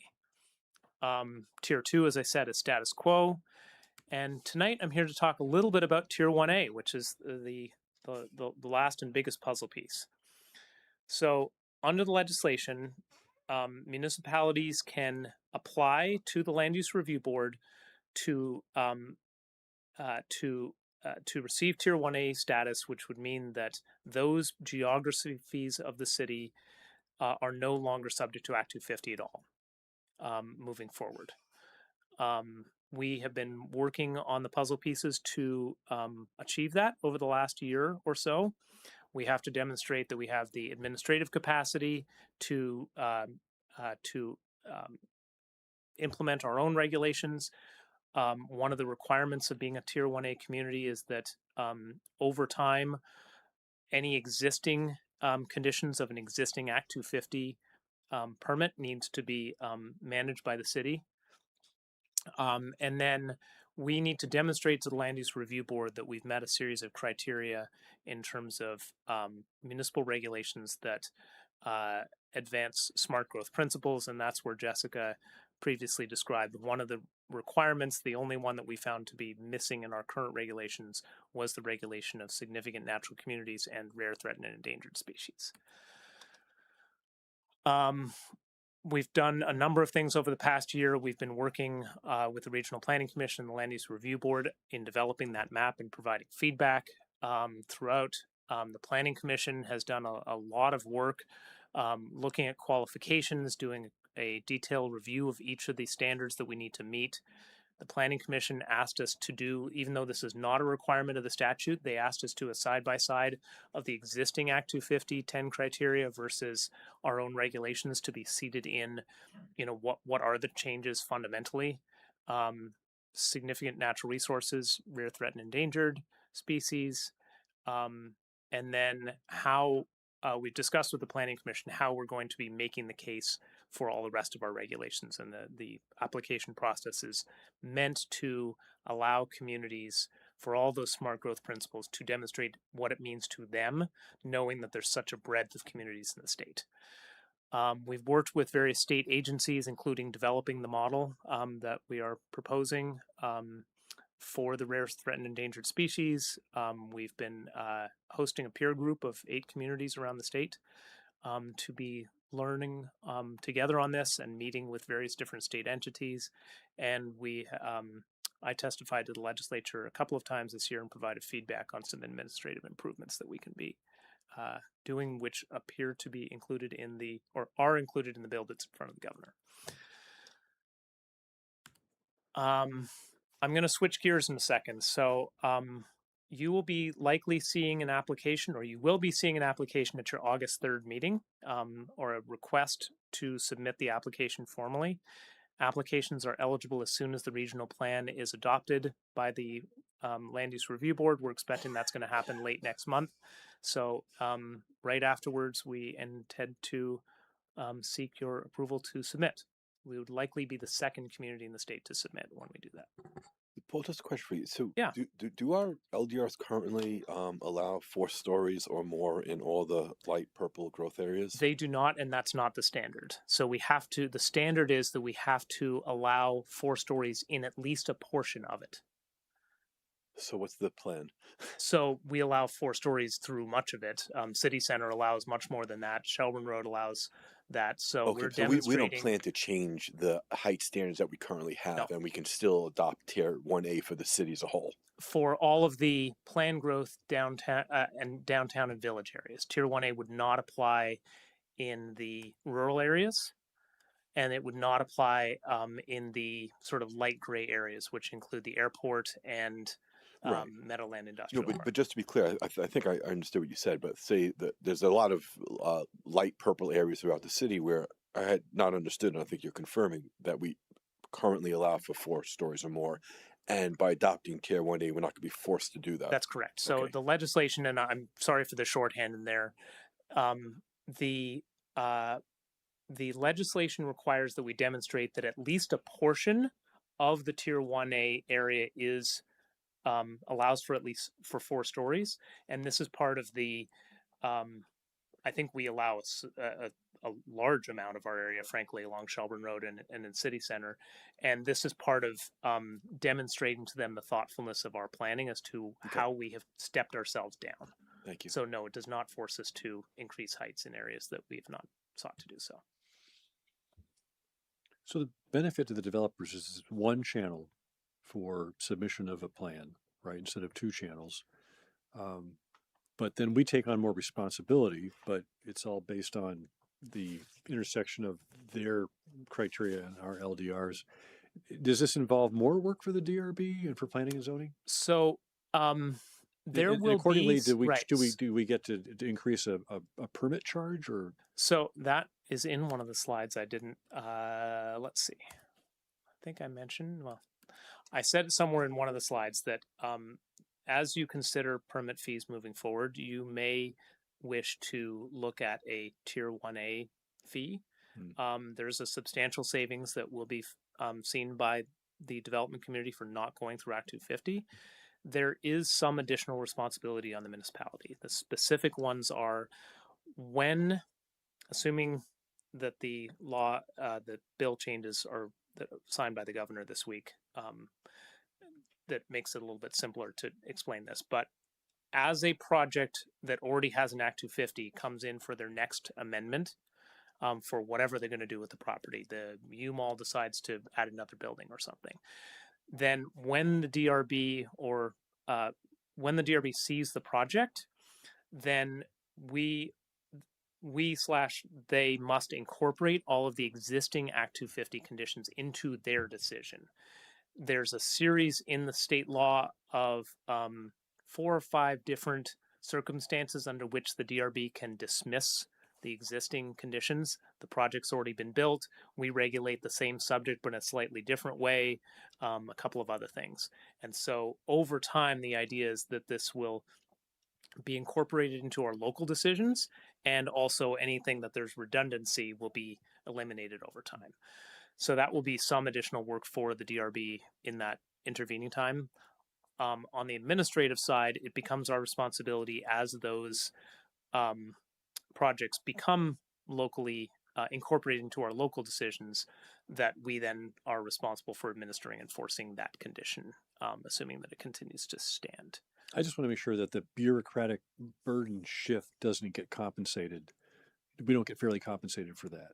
We do get fairly Well, that will be that's your what I choice mean. moving forward, right? I want to make sure that Right. we do get compensated, but Yeah. that we don't. And not get underpinning compensated. all of this, because I think I sort of glossed past this subject. The Act 250 has served a role for 55 years around the state.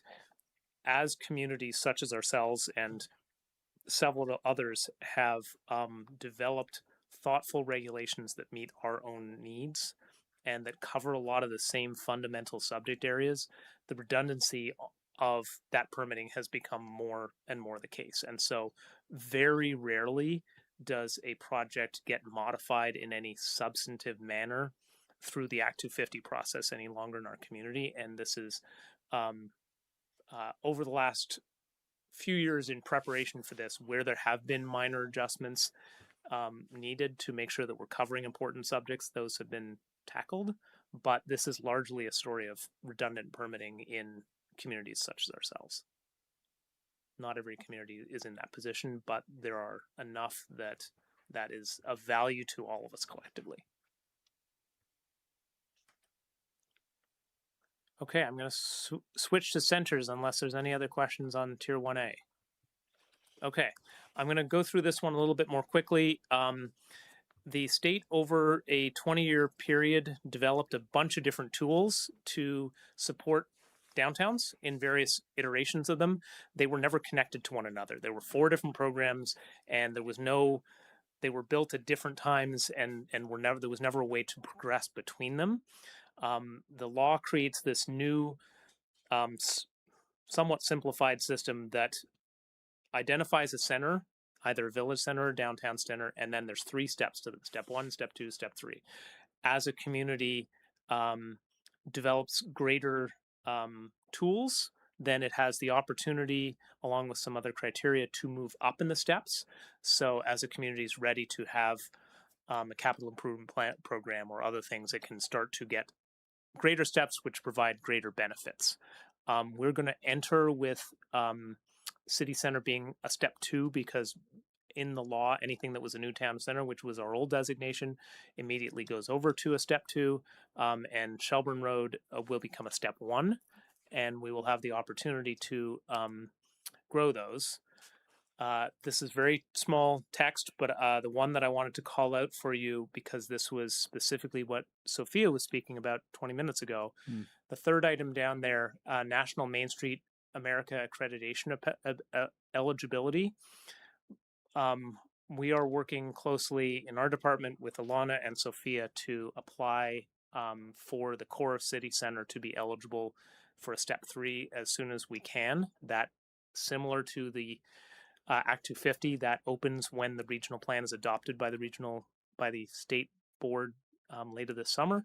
That will open up the potential for getting access to Main Street America funds to support SB3C. So that is the first immediate action. there's a whole bunch more in here, and you'll. What are the criteria for that, Paul? I mean, do we have a good chance? I think we have a good chance in the core of our city center. We have most of the puzzle pieces already in place. We need to demonstrate a puzzle piece that we have put in place, thanks to all of your hard work in the last couple of years, is putting together SB3C. Until we had that, we would not have been eligible. There are a couple of pieces that we're working on, specifically re-upping our existing community investment agreement with our business partners in the area. We have 3 signed on last time that we did it. We don't anticipate that to be problematic. It's really just a high level statement that we're all in it together and we want this to be a successful downtown. The exact geography is a conversation still to be that we're working on with the state. The legislation's a little unclear, frankly, on cores of the areas versus the expanded area that I spoke about a few minutes ago that goes all the way down. But for the core of city center, we're feeling pretty good about this. What is the sales tax reallocation? Number 3. Third one down. I know what Or that third, is. the second one down, sorry. Do you know the? We use Our city manager would love to answer this question for us. Sales tax reallocation it's like a grant program that you apply for a specific project that you do with a public-private partnership, where the private entity is allowed to reapply any sales tax they would apply to the public aspect of the construction. So basically, they pay the private entity pays the same they would anyway. But instead of paying it to the state in sales tax, they pay it to the municipality and for stuff. Yeah, it's a pretty cool program. We used it when you ski. It's exciting somebody. And then just briefly, here are the requirements. You'll see that we have a number of these already in place. Water and wastewater, capital plan, local downtown organization, regulations. So you'll see that we see ourselves in a lot of these. So this is exciting and something that we had been advocating for in the redevelopment of this centers for several years leading to this point. So we're excited by this. And I basically covered this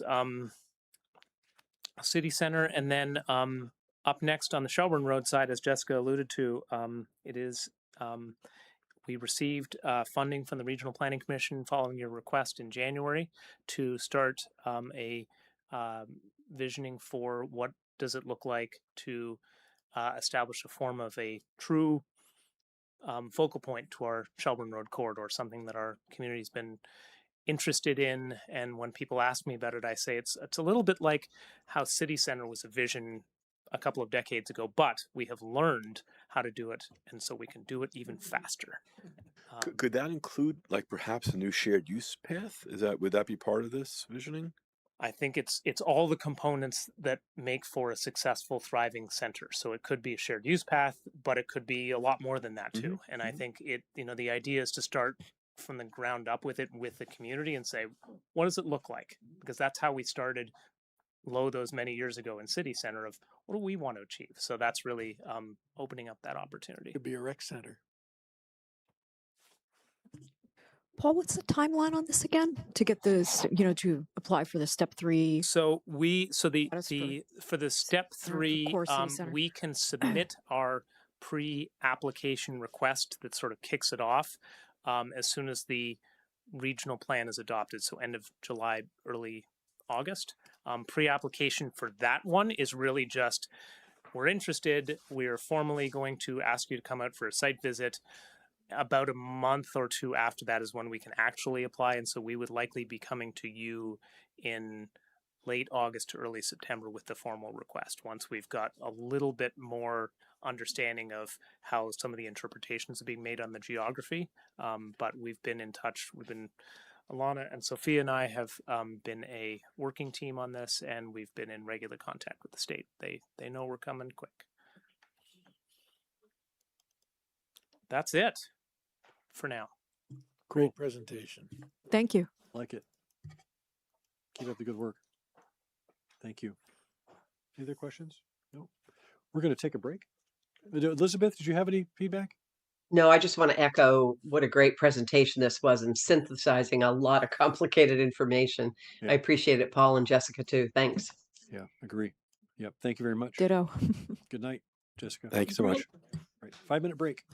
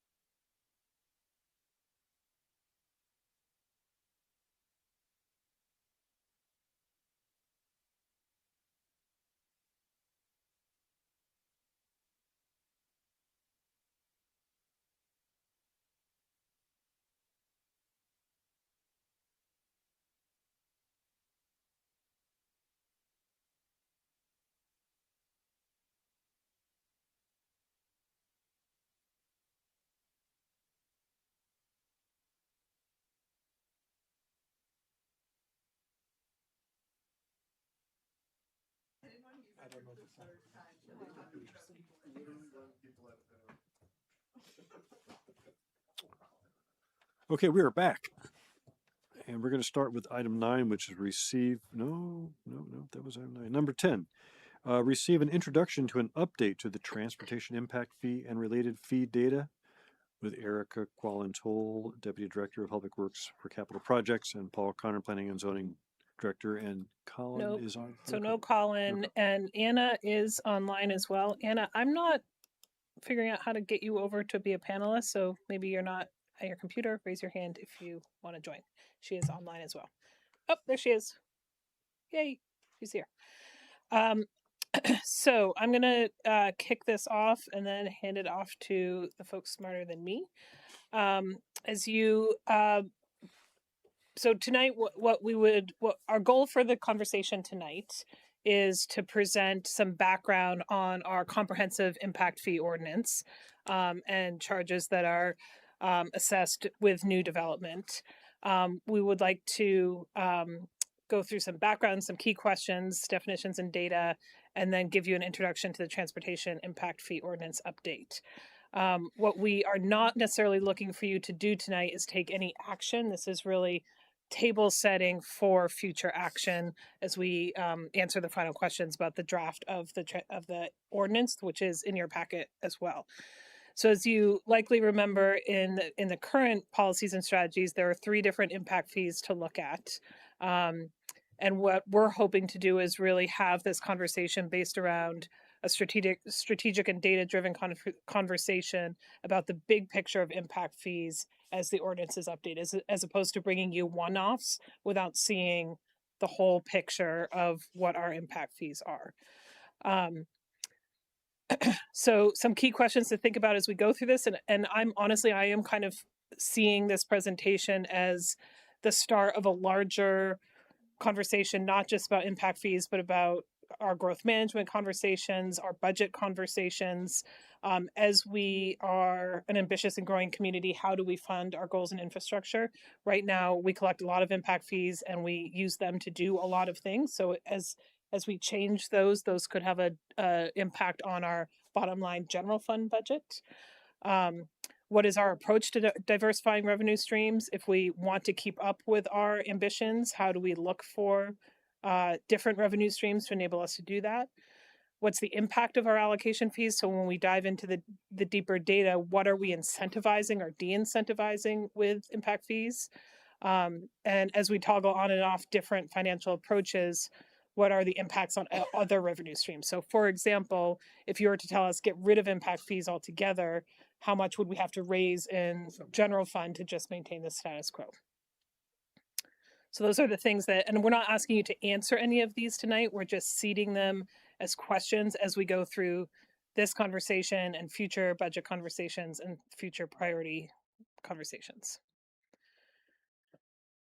So with that, I will turn it over to Paul and Erica, who are really have done the yeoman's work of this ordinance planning, and then to Anna to walk you through the data of our current status. All right.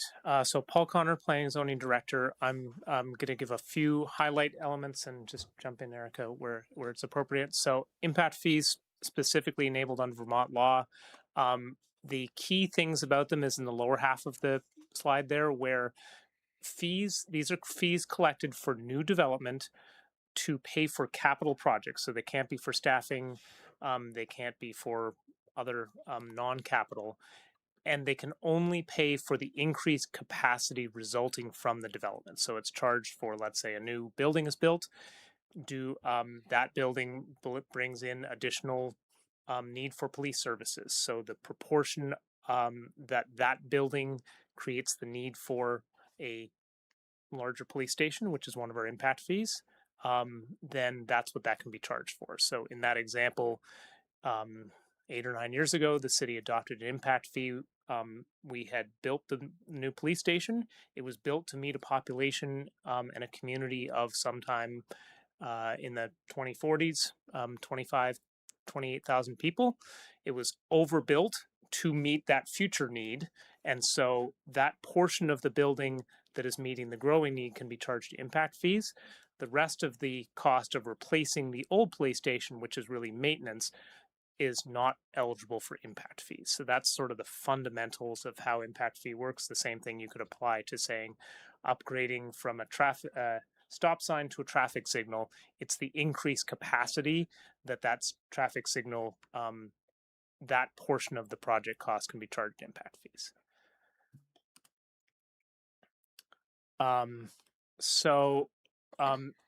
In doing an analysis, as Jesse indicated, we thought it would be helpful to show how impact fees apply to a couple of case scenarios that we could port across multiple communities relatively easily. So we used 2 examples, a 4-bedroom single-family home and a 20-unit building with all 2 bedrooms in it. We did this side-by-side fees. We also brought in drinking water and wastewater allocation fees. Those are not technically impact fees because they're capital projects for the users, but for all intents and purposes, they work in a very similar manner. And so we lump them into one-time fees to pay for capital projects that people who are building projects pay for. So Travis, can you bring Anna over so they can see her on the upper right-hand side of the screen? Can you start speaking, Anna? Yes. Can you hear me? Yep. Thank you. Hi, Anna Dabrowski, data manager. So Paul did a good job of introducing what we did with our little data analysis here. I do recommend spending a little bit of time with these visuals because going through them in the presentation takes a little bit of processing to take a look at all the information that we're sharing. So as Paul said, we broke down our fee comparison to impact fees and drinking water and wastewater allocation fees. The first series of slides that you'll see are covering impact fees and a comparison across municipalities. And then the second series of slides is structured the same way, but covers drinking water and wastewater allocation fees. So diving into the impact fees by municipality, we compared South Burlington to Burlington, Colchester, Essex Junction, Essex Town, Milton, and Williston. And the first slide that you're looking at is the example of if someone were to develop a 20-unit, 2-bedroom multifamily building in South Burlington or in one of these other municipalities, currently, what are the fees that they would pay for that kind of a development? We broke down the fees into the different categories that we've seen across municipalities. So you'll see in South Burlington, we charge an administrative fee, we charge a recreation, police, transportation, and a school impact fee. One of the things that you'll notice is the school impact fee is kind of separated out. We were separating out the kind of municipal impact fees in a subtotal, and then we have the school impact fee separately in this kind of purplish pink color, and the total impact fees that would be charged. So you'll see Anna, that other towns charge different fees. Can I interrupt you for just a sec? Yes. So the reason we did that separation between municipal impact fees and school impact fees, I just want to be really clear with the full council. You adopt the school impact fees. It is your ordinance. It is your policy.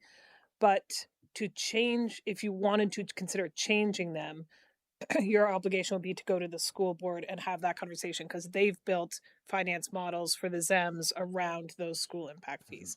So you have less flexibility with the school impact fees than the municipal side of the table.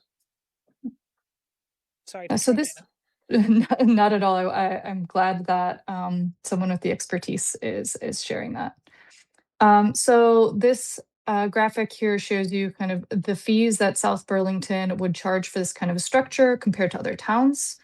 You'll see that other towns structure things differently. For example, Milton doesn't charge individual fees. They have kind of a general or combined fee for a number of different impact fees that they charge for all development projects.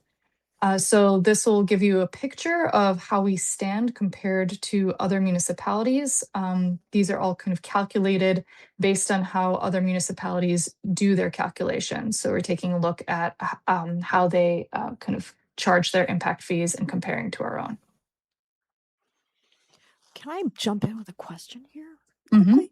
So Essex Junction doesn't have any impact fees? As far as I know, The data are provided by Paul, who is gathering them from different municipalities. So I don't know if you have any comments on So Essex Junction. that's correct, right? It's a tool that is statewide, not that common, honestly. We are probably these communities are most of the communities. You'll see in a few minutes when Anna brings up the slide on water and wastewater, though, they do show up in that one. And so each community is making their choices about, as Jesse said at the very start of this, about how do we pay for projects overall. And so, Go ahead. and so to be clear, where a community has decided not to have an impact fee for police or fire or something, they're just funding the departments through their regular property taxes and municipal property taxes. So it's just funding the capital work that way. The capital work through. Okay. I think it's also worth noting in the specific instance of Essex Junction, without having any inside knowledge, they're a very new city. They're new. They have only existed for about 3 years. So they were, so it's possible that some of the Essex Junction was shared before that. That's speculation on my part, but it also doesn't surprise me that this is not something that they've adopted yet. I mean, this just throws up so many questions for me, but probably historic, but I'd love to get insight in, like, how did we choose to have an impact fee for police and not fire? And how does Burlington choose to, any insight into how these things came about? It seems so random. So I can say for us, we do have a fire impact fee on our books. However, we completed all the projects that were listed in there, and so we no longer collect it. So we did have one, but it timed out essentially. So part of this effort, why this has been on the policies and strategies actually for a couple of years, is to look at exactly that question comprehensively. Because what happens when you implement an impact fee ordinance and your projects time out is you stop collecting them because it has to be in ordinance, and they just hadn't been looked at for many, many years. So now as we start looking at them, we wanted to bring you the full picture of all of them together. Do we know the time frames for our various fees? For instance, like does the school fee have a time frame attached to it? Yeah, it's paying off the ZEMs. So when they finish paying off, it depends on how fast we collect the dollars. Many years still. Many years? Yeah. Why is the Milton described as combined? What does that mean? So in that instance, we have a list of, let's say, all of the transportation projects that we're doing, and we come up with a tally for it, and then we combine them. In Milton's case, they had several projects across different subject areas that all got combined. So I was not able to pull out and say the recreation is 20% of this. I'm sure it's deep in the data somewhere for them, but not being the planning department for the town of Milton, I can say it crosses these different categories. Could there be school in there? Or are you certain there's no school in there? I'm going to answer A. A, okay. If my choices are could there be or am I certain that, I'm going to say there could be, but I can research that for you if you'd like. Elizabeth has her hand up. Elizabeth? You just can't see her. So, and you may not be able to answer this, but I know when we were looking at the Bartlett Bay and looking at rates and looking at neighboring municipalities, our rates were very low by comparison.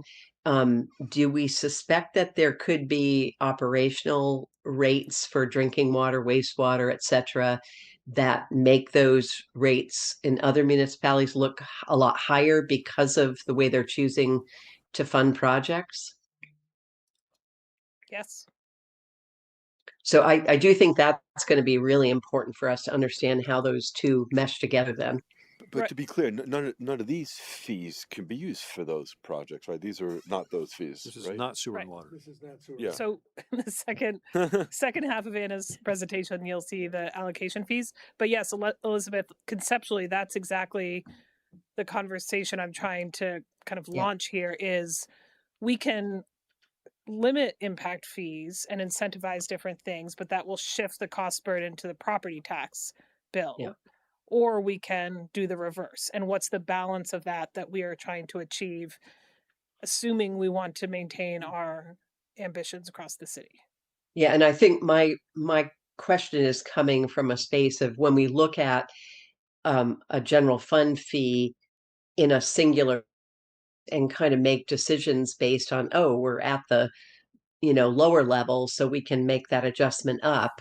I think we need the whole picture. Yeah. And anyway, thank you. I appreciate that clarification. And I don't think you're saying this, but I just want to be clear because this is really complicated. There is a difference between the two revenue streams, and that the impact fees or the allocation fees are one-time payments on development versus ongoing property tax or rate paying, annually. So while there is a total development cost impact, and that is usually passed on to the buyer of the home or the renter of the home, the timing of it is different. I just what's the typical market value or cost to build a 20-unit 2-bedroom multifamily building? I'm trying to place these fees in context. Like, is that a $20 million project? So this is like 1%, or is it like you know what I mean? Like, what's the Yeah, give me one moment and I can give you our estimated cost of construction for this project, for this example project. For this one, the estimated cost of construction is about $3,820,000. 3 million? so four? Yes. So there's about Close to 3.8 million. so there's about 2%. Say, is that about right? Well, does that number seem real? I mean, So the DoubleTree's addition was like what, 60 units, and that was 27 right. million. So And the fire what we station was did in 2 million, building so this that was real was cheap. we used real examples of projects from around the city. Yeah. That took place over about a 4-year period. Okay. So this is one that is probably a little bit more on the older end of the 4 years. Okay. We know It construction is. costs have gone up, so it's probably higher today, but that is based in a actual construction cost from probably 2022, 23, something like that. Yeah, this is a 23, this example. So one thing we were doing is, because we had development projects, we don't have all the examples across 1 year. So we used development projects from multiple years, but we applied kind of the cost for the fees that would have applied if the projects came in this year. Unfortunately, the estimated cost of construction is still from the year during which they took place. So if we assume some inflation, say the $4 million project became like, say, I don't know, a $5 million project. I don't know. I'm just, obviously just wild, then that's about 2.5%. So it just gives me an orientation for how big these fees are. I mean, because they look big, but maybe as a percent, they're, anyways. Yeah. They're also big, and we have to remember that this is 20 units. And so the next example is supposed to kind of give you a sense of a different scale. If we can move forward to the next slide. Can I ask one more quick question? I'm Oh, yeah. sorry. What is meant Yeah. by transportation? Sure. So it depends on the community. Typically, it is roadway projects, but it might be, depending on the community, including ours, there may be shared use paths in there. Basically, it is any capital project that is about the moving of people. Shared use paths, sidewalks, signals, and roadways. Okay, thanks. So this example gives you kind of a different scale of development. This is for a 4-bedroom single-family home. So the breakdown is the same, but the numbers are different. So it does give you a sense of, if a single-family home were being developed, these are the fees that would be charged for that home.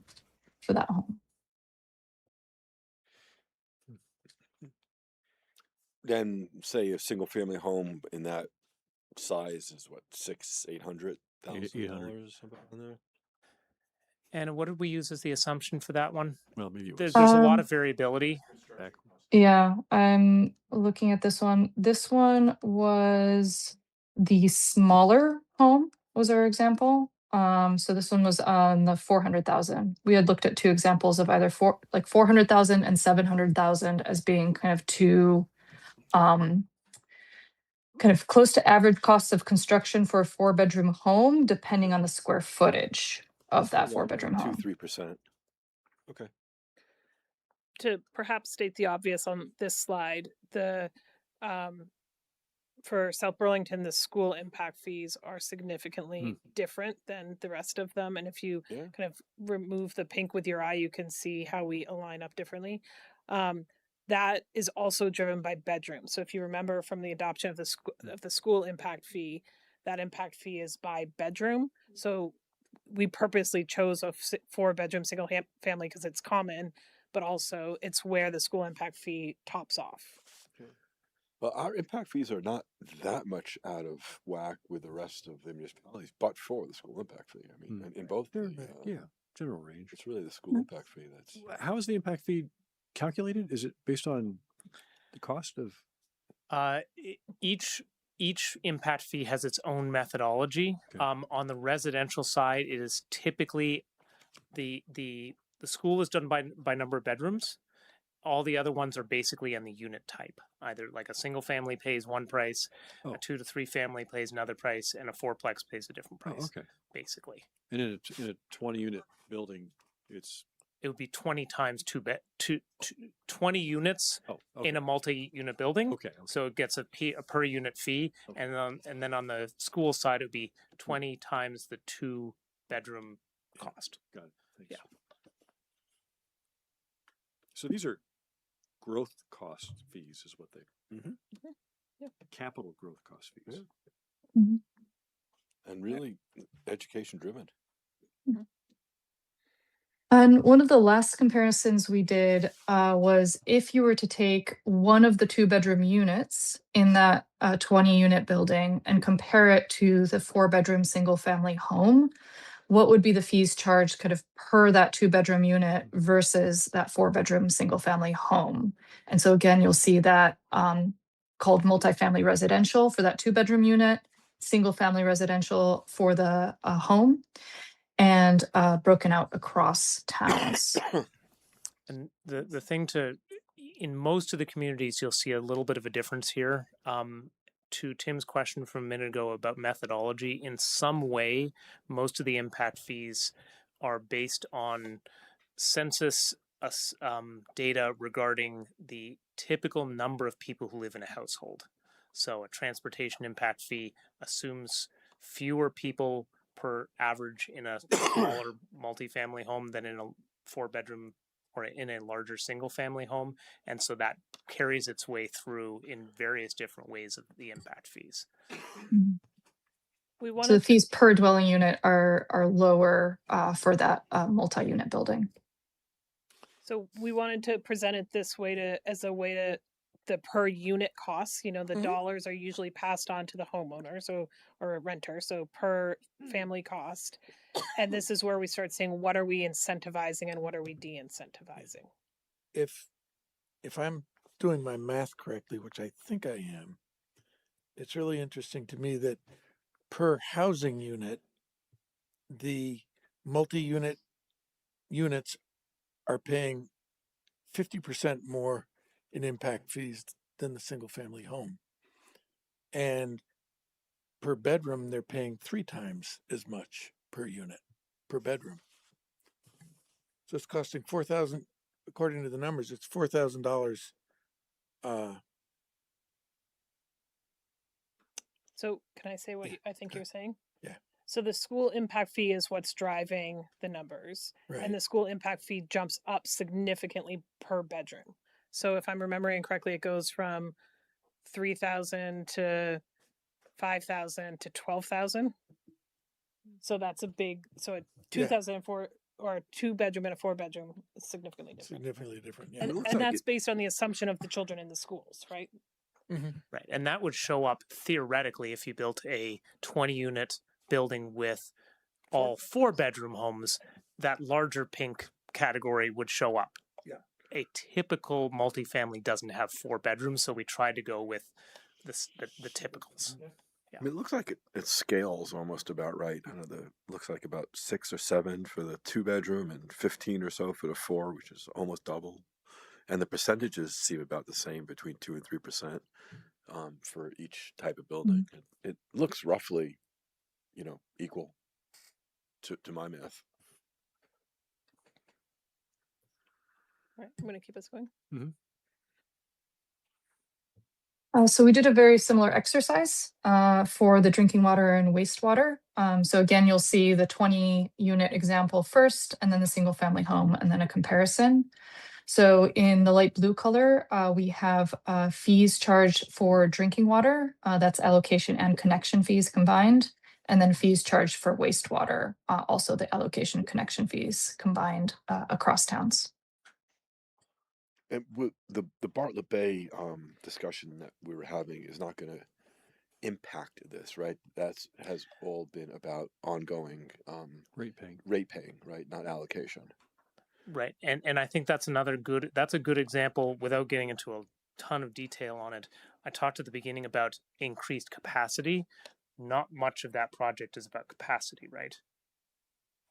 Capacity is not changing, Right. right? Yeah. So in terms of eligibility, that project, except where maybe there's a capacity constraint at a pump station or something like that, is not eligible for impact fees because you're not increasing the total pot. And these impact fees for water and wastewater, they go directly into the enterprise funds? Okay. But they have to be allocated towards a capital project, right? Because it's an impact fee. Yes. So I have the slides up, so I can't pull up. I believe on your agenda is also linked the CIP. No, is that the CIP is included as part of the cover sheet, brings you to it. I don't know if it's also linked directly in your agenda, but in our cover sheet there is a link directly to the CIP. So in your annual capital improvement plan, one of the revenue streams you often see listed there is allocation fees or impact fees. So we can highlight that at a future. And I do want to correct myself. I said impact fee. These ones are not technically impact fees. These are one-time capital assessments, which is very similar, but not technically the same thing. All right. There's a link. Yeah.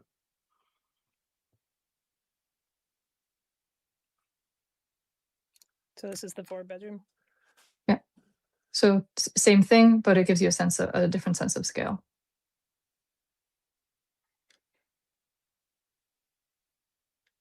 And then again, we did the same comparison, comparing the cost for a 2-bedroom unit in a multifamily home or multifamily building versus a 4-bedroom single family home.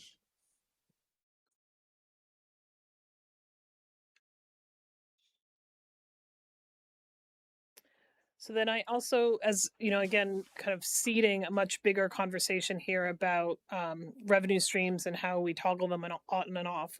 We also want to present this resource as a resource that you could go back to and look at not only the comparison of the one-time impact or allocation fees, but also our total city grand list value, our current municipal tax rate, and our population. Because I think to Elizabeth's earlier question, it's a larger conversation about how we are positioned in comparison to our neighbors. You know, I mean, it would be possible, probably with a bunch more work, to, I think, get a better handle on how you can summarize this across jurisdictions. For instance, you could take a property that's worth, I don't know, a 4-bedroom home, say it's worth $600,000, calculate its annual property tax, assume that the impact fees are passed down to that home over some amortization period, call it 10, 15 years, right? Assume that household uses a certain amount of water over that 10, 15-year period, net present value, all that back to this is the cost to homeowners in South Burlington of that home, and do that same calculation across jurisdictions so you can see really all of this in one number instead of having to guess and, well, this piece is up, this piece is down, this is up, you know, how does it all kind of look together? You could do that calculation and get like maybe a pretty good picture about how this all aggregates. Yes, we definitely could. We had to start somewhere. And this is where we chose to start. And I think the breakdown gives you a sense of where there are different levers to pull rather than saying kind of a single number where you don't know exactly what's driving different costs. The question is, do we need to pull levers, or are we in good shape, I guess, right? And to know that, I know this would be a bunch of work. It'd be good to see like, oh, well, how do we actually compare when you add all this up? Yeah.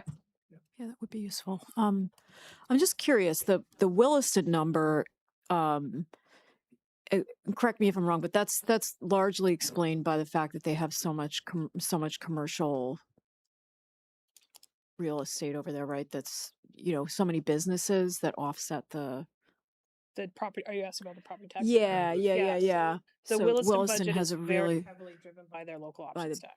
okay, got it. Yeah, that's what I thought. Because Thanks. the property tax just go to the state, right? So it's just option tax that they get to keep, right? Yeah, that's what I meant. Yeah. So Williston receives more local options tax than we do, right? No, we actually receive. Really? It's about the same. It's Is it really? comparable. Yeah. Huh. So why? So I wish I could see what the overall tax rate is for each of these towns, because I'm looking at this like variation from 0.4 up to 1.0. So that you saying with the education tax rate? Yeah. I'm just like, what's the education part, and so what's the total? Because in general, most of the tax rates run between 1.8 and 2 point something, right? So it's like the schools must eat up a lot of the difference here, where the numbers are lower, I would think. Because I know Burlington's total tax rate is like around 2% for non-homestead, right? 2.1, right? We're like what, 2.0 something? I mean, Our total tax rate? yeah. So just curious. I mean, another data element to add for sure. Yeah. It's a helpful conversation. I think it's also for Williston important to keep in mind that, we're twice the population size. So when you think about that for, police, fire, other municipal services, our budget's also higher. To include budget in here too. And these are not all our fees, right? We have other permitting fees. We just upped, right, for fee. So correct. These are just these do not include the permit fee that you would pay then that you would pay on top of these impact fees, which I think we're starting to see permit fees come in now for single family homes that are pushing between $35,000 and $4,000, and then Paul, you charge fees on top of those as well. So I know this is a lot of work, but it'd be great to see all this in one place and compare across towns and then compare it to Florida. What? Move to Florida? Compare it to Florida. Oh, compare it to Florida. No. This is again, and this is what we intend, the conversation we intend to have through that growth management conversation as well. This just gave us an opportunity to start that with a specific ordinance, not just bring you the ordinance change, but tell you how that policy change would impact the cost to the community. So, with that, I will jump in now. Good evening, Erica Quallentoll, Deputy Director of Capital Projects for now. So I'm going to jump into what we do with this money and then get into the transportation impact fees specifically, which is the ordinance we've been working on most actively, and the first one that will get updated of those on your list of PP&S.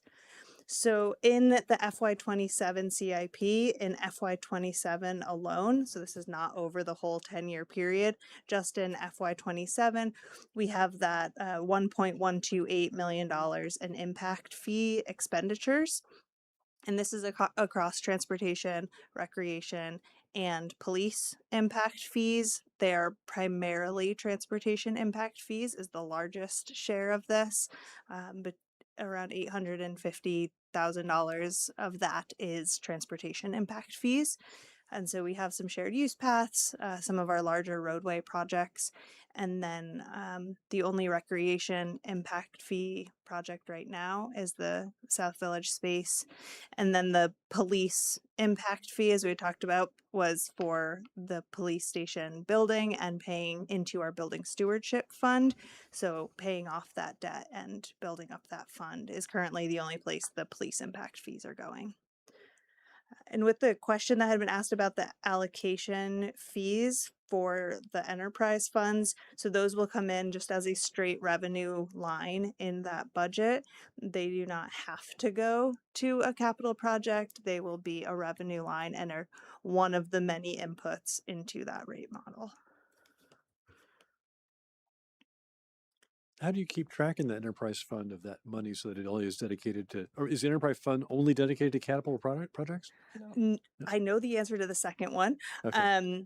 I'll know the other answer in 6 weeks. No, they are not only for capital projects. Yeah. How do you track it? Historical data? Primarily? Dancing among the chairs. Hey everybody, Tom DePietro, Public Works Director. So as Erica said, the allocation fees come in the revenue side. They are not set aside just for capital projects, though our capital spending always exceeds the amount we collect, I would say, is the quick summary. And if you wanted to track it from year to year, it'd be an exercise of going through some year-end budgets to pull that information out.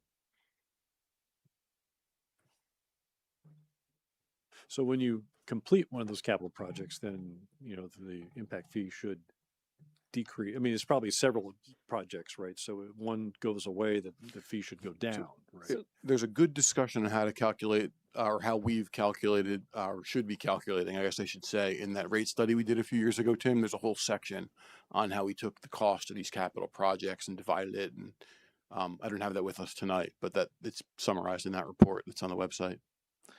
Tim, more broadly, outside of the water and sewer ones for the impact fees, what we do is we pool a number of projects. The city has mandates under state law of expending money within 6 years on any fee. And so what we do is we put several projects together, and as long as you're advancing any one of those projects, so as a project gets completed, check, it's completed, but it doesn't change the impact fee amount collected until, as we are right now, we come with an updated list of projects. And in the school example, it's just ZEMS, right? Correct. Okay. So the transportation impact fee, which we're looking at tonight, is one of our older impact fees, the oldest? Older. And the first ordinance was adopted in 1995, and it had the road recreation and those education. The project lists have changed, which means the fees have changed over time, and fire has also been added to this list. The recreation paths was how they were written into the recreation impact fees. So we'll get into kind of moving that and what that does. And then the police impact fee. And education has gone back and forth, but it's been a lot of moving pieces since that original adoption. And so the last time a big update happened, particularly to the project list, was in 2007 for the transportation impact fee. And all of the projects on the current list have either been completed or are no longer priorities. A lot of the now transportation impact fee ones are the paths that currently live in recreation impact fees. So some of those are still ongoing, but we need to catch up to what we want to be doing now and where our priorities are. Oh, I thought you were going to say something. And so currently it is just a road improvement impact fee is how it's written into the ordinance. That would be one of the red lines in the draft that you have of our working draft. And so we're proposing replacing that with a transportation impact fee that is a bit more all-encompassing and aligns more directly with the city's goals of robust multimodal infrastructure. And part of that is moving the paths into it, but also just taking into account the different kind of the share of the fee that is also going towards each type of project. And I think that shows up here. And another big part that needs to be updated are, even if some of the projects are carrying forward, they do not reflect current costs. And so it just needs a revamp from every angle. And along with this, the analysis that we had done, we also have a lot we have a lot more tools in our toolkit and mechanisms for substituting projects by resolution. That's currently not possible. It requires an ordinance change to change the projects. So some tools about that, and additional tools around credits and paying back for different projects. This amendment would be to what document? So if you were to adopt the ordinance that we'll have in front of you, Okay. it would have a project list, and if you wanted to change that project list within some parameters, it could be done by resolution. Do you anticipate, if we adopt the ordinance, that the aggregate transportation impact fee will change, or this is, I mean, what's the impact on the dollars? So we will, yeah, we are working towards there, but there's also the piece of the recreation impact fee going down because the paths are no longer there, whereas the transportation impact fee would go up because projects are shifting.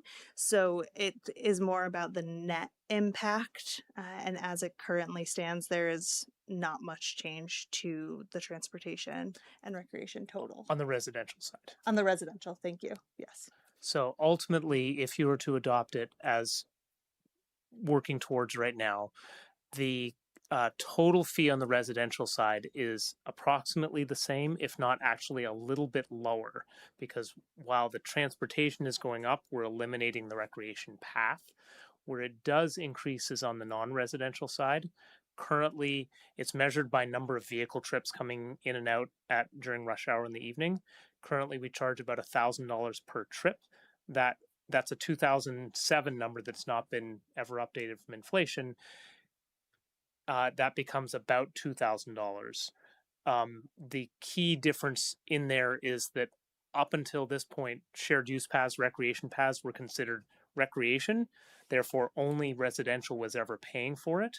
One of the policy choices being made here is as we look to our city plan and what are we trying to achieve from transportation, all the modes of transportation that people get around are transportation. And so it shares that responsibility in this proposal to pay for the shared use path component to both residential and commercial. The only asterisk I would add about that is that, you know, earlier on we said on the policies and strategies this year is transportation, recreation, and fire. Yes, transportation lowers recreation. We have not brought you recreation because we are hoping to do that after the Parks and Open Space Master Plan. So just because we lower it here doesn't mean it's going to stay lower. Right. The one other thing I would note just super quickly, this gets a little bit technical, but this is connected to our land development regulations, and our land development regulations have created incentives for developers to do everything they can to reduce the number of trips. So if you put in, let's say, covered bike parking, you get a credit on the number of trips that are calculated. You therefore never pay this fee. So we're encouraging folks to take steps that they want to take. There's a minimum they have to do, and then they can go well beyond it, to invite them to say, if you don't want to pay the fee, how about making these improvements that we've identified have a value? And so, they work together. Okay, now that actually, then I'm not going to ask my next question, which was going to be, can we estimate how the 133 will change? Because there's too many dynamics here. You try and change behavior, right? And hopefully you'll change behavior in a way where we reduce vehicle mile travel. The fee is not paid, but we're all better off. So I'm not going to ask the question. So in impact fees, Paul had given a great introduction that only a portion of the impact fees pay for a project because of the types of trips that count towards the transportation impact fee. There is the capacity growth, so you can't replace a sidewalk with a sidewalk. You're not changing capacity, but if you replace a 5-foot sidewalk with a 10-foot path, that increases people capacity. In the appendix of our report, you can learn a lot about that if you would like. And it also is only serving the folks who have an origin or destination within South Burlington. So creating, doing work on maybe the outskirt of the city or on a corridor that is primarily through traffic, there will be less of a benefit for the internal users. So that will also come up. And sorry. Oh no, it took a second anyway. You ready? You're good. Yeah, stay right here, please. Just this last one, looking at this gives you a pretty good idea of this relationship between those costs. You can see just how much more expensive a full roadway cost is in the working draft ordinance. You can see the full list of projects. It might be the next slide, but this is showing that breakout of, that's okay, you're good, of how much of the funding is now being allocated to other types of projects, whereas previously it was exclusively roadway and intersection projects. So here's the full project list. A lot of these are in design, some are in the future years of the CIP. And then there are 2 on here that have been completed, and we are going through the credits process with that. That Paul knows much better. Right. So there's 2 ways to pay your impact fee, basically. One is that you pay the city for the impact fee. The other is that you build the project. And if you build the project, like the private sector built Garden Street between Market Street and Trader Joe's Healthy Living, they essentially have earned a credit to not have to pay impact fees for those buildings because they built the thing on the list. So that one shows up, and then the other one is the first one, Kimball Ave and Community Drive East, signalizing that one. Yep, and also yeah, Tilly. Is there a Tilly Drive? Heinsberg Tilly Drive intersection signalization. Yeah, so that signal that went in a couple of years ago, that one was. That was paid for largely by the private sector, entirely by the private sector, and they've received a credit on their impact fees for doing so. And so these have to stay on the project list until we have paid back all of those credits. Right. Okay. So as I said at the beginning, we're not asking you to take any action tonight. We're just introducing some concepts and introducing some data. So at a future meeting, we'll hold the first reading of the update to the transportation impact fee ordinance and warn a public hearing.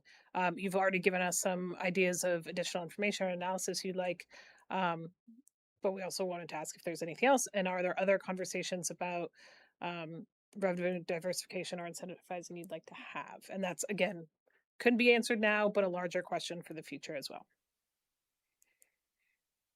Just coming back to ordinance. So the commercial fee was just set by looking at what it was and adjusting for inflation. So in effect, concluding what we're happy with the level. So it's a new project list. So the new project list anticipates what capacity in transportation is created as a result of this new list, and then it's apportioned out by the anticipated growth rate, essentially. So it's not just taking the old one and going by inflation. It's a rebuild completely, and we were just displaying to you the end result, which is $2,000 instead of $1,000. Okay. It's not. I was mentioning the inflation because the 2007 number has never itself been adjusted for inflation. So they were paying $1,000 19 years ago, and they're paying $1,000 today. One of the proposals in this ordinance update is that annually they would be indexed to construction costs, so that 10 years from now or 8 years from now, we're collecting the cost of that project then. So I didn't appreciate it. This is very granular. We actually know, we estimate how much things are going to cost, how much we need, allocate it all out. This is like a very precise, very defensible number. Yeah. In that sense. Okay. Yep. And that's all. Yeah, I think it's important that we obtain funds necessary to endure growth and that those funds are fair from a developer's perspective, but also fair to the rest of the community that's seeing that growth, right? So comparing all those different communities, all those communities have different needs and they exist differently, right? It's not always apples to apples, right? But it's interesting to see that comparison. But we do want to make sure that we are being fair.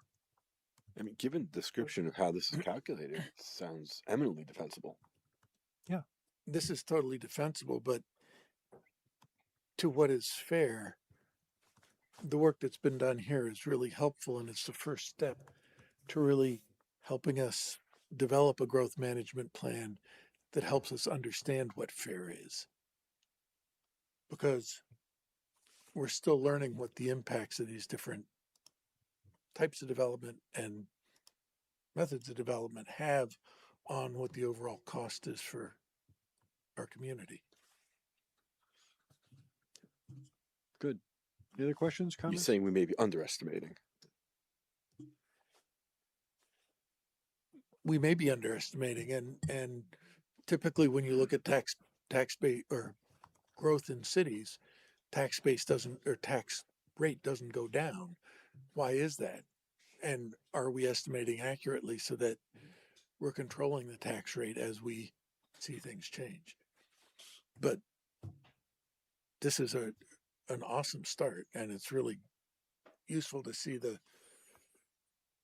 way the impact fees are calculated currently, and the impacts they have and how they compare to our community around us. Elizabeth, any final comments? Just briefly, kind of what I had discussed before, an understanding of capital assessment fees, impact fees, general fees, whether permitting. I like the way the conversation is going around what things are incented, what are not, and then the formula base. I have to say it was hard to wrap my head around I think it was the RSG study around that methodology. It makes intuitively more sense to me now, but it does sound like these fees either are offset by developer investments or sunset at some point when the project is done. So it would be helpful to have that broader conversation, I think, going forward. I think all of you brought up interesting points that I'd like to further understand. Great. Thank you. Thanks. Thank you very much. We'll see you again. Thank you. Thank you, Paul. Thank you, Erica. Thanks, Anna. It's 9:23. So we're going to go on to item 11, which is receive a Bartlett Bay wastewater treatment facility upgrade and bond vote outreach plan and provide direction to staff with Tom DePietro, Public Works Director, and Jesse Baker, City Manager, and Andy. Is Andy on? Or Andy is not on. No, he's on. Andy is not on. He will watch in the morning for his direction. Okay. So you asked us to bring you back a communications outreach plan and a draft website. So the website is linked in the cover sheet and the plan is attached. These were ideas that Andy and Tom and I came up with, but we are open to other suggestions. And really part of this question is there's a lot of this we can do, but there are some things that you all would need to participate in as well. So really here for feedback, commitment, or say, go ahead and do some stuff. How much will the outreach cost? I mean, I think these are all things that are primarily staff driven. Yeah. So there's not a whole lot of It's manageable. purchasing. Yeah. Okay. And council can write city councilor corners. So council advocacy opportunities are articles in the other paper, social media and front porch forum posts, conversations with the councilor if you continue those.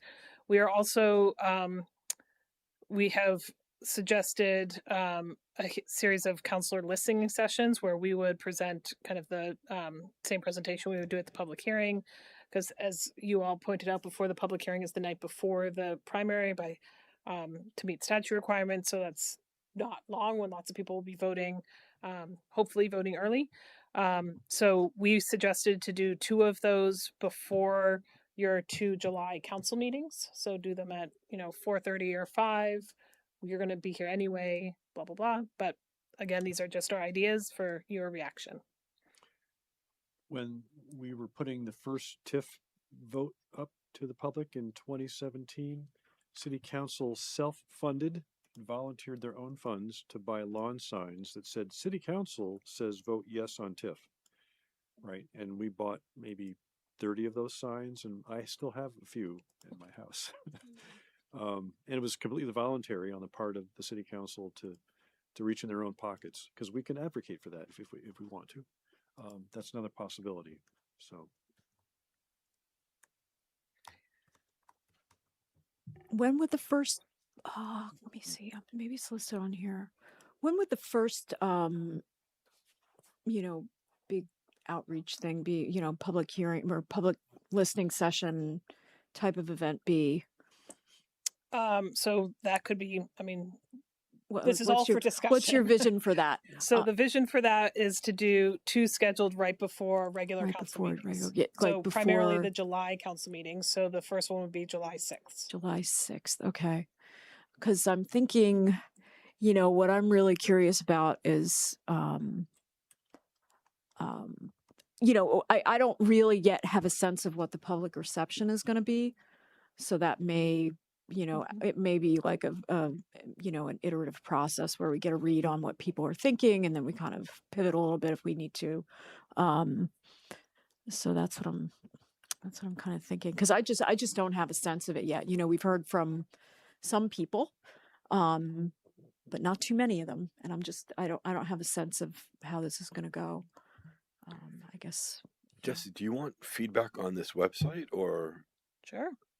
I mean, there's a couple of things here I'd love to talk about. The the benefit of the solar, the carbon reduction.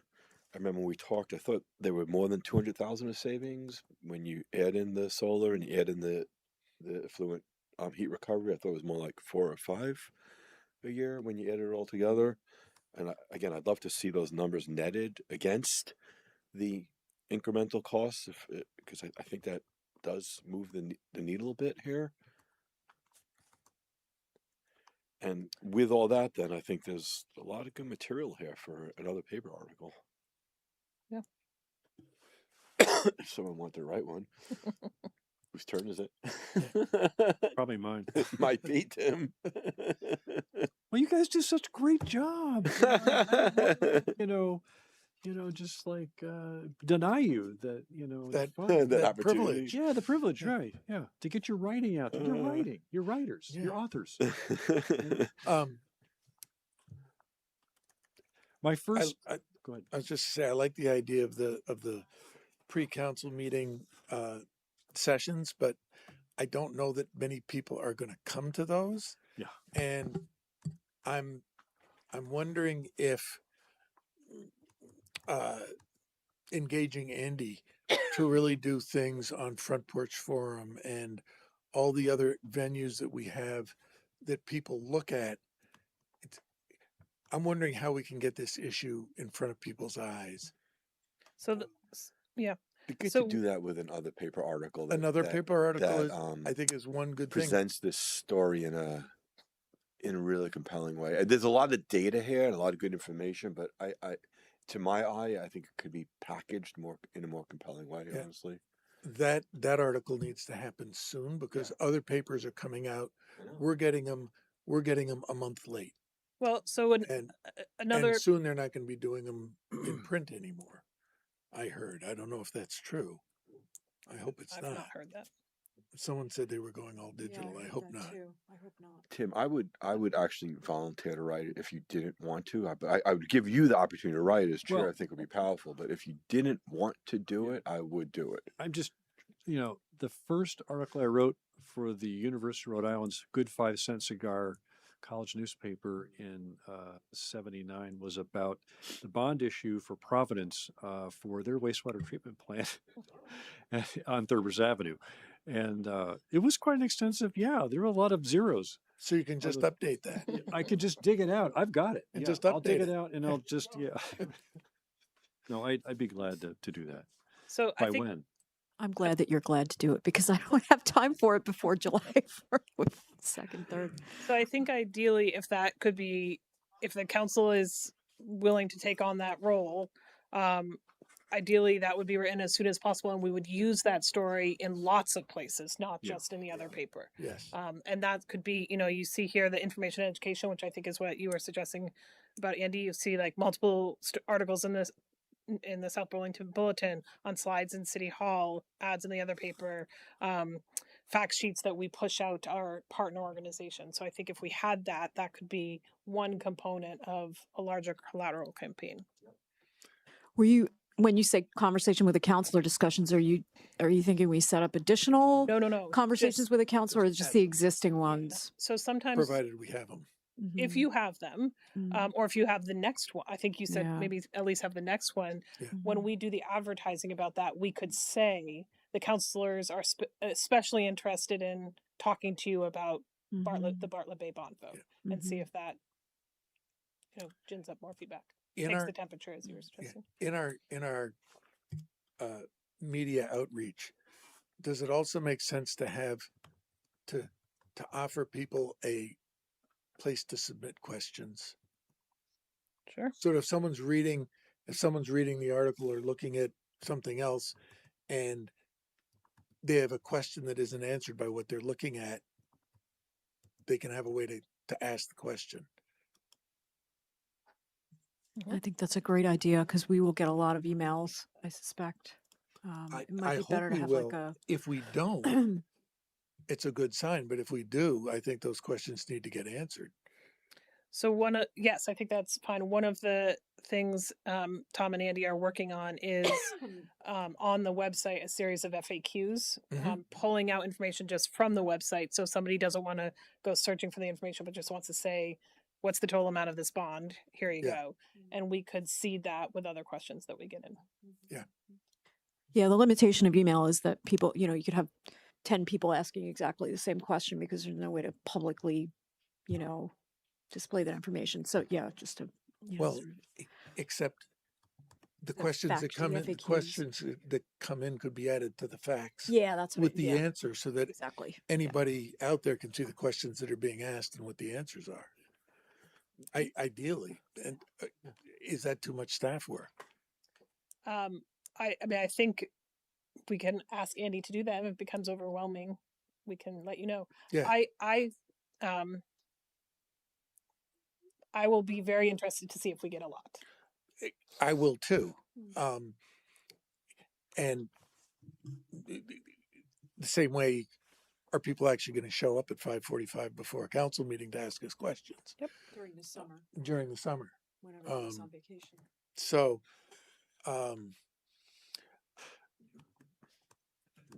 the easier we can make it so they don't have to come do things, they can just respond from their couch or their beach or their business, whatever.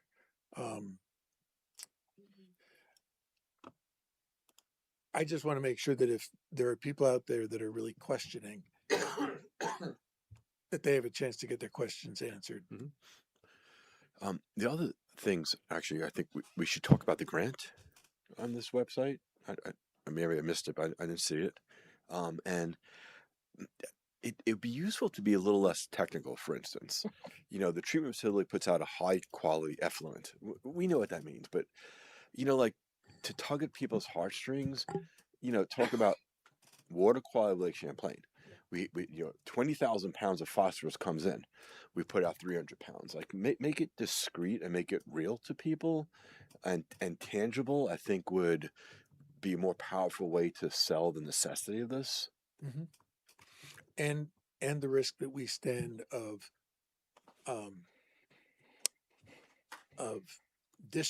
discharge if we don't get this done and aren't able to move forward. The risk that puts to our whole waterway and our community.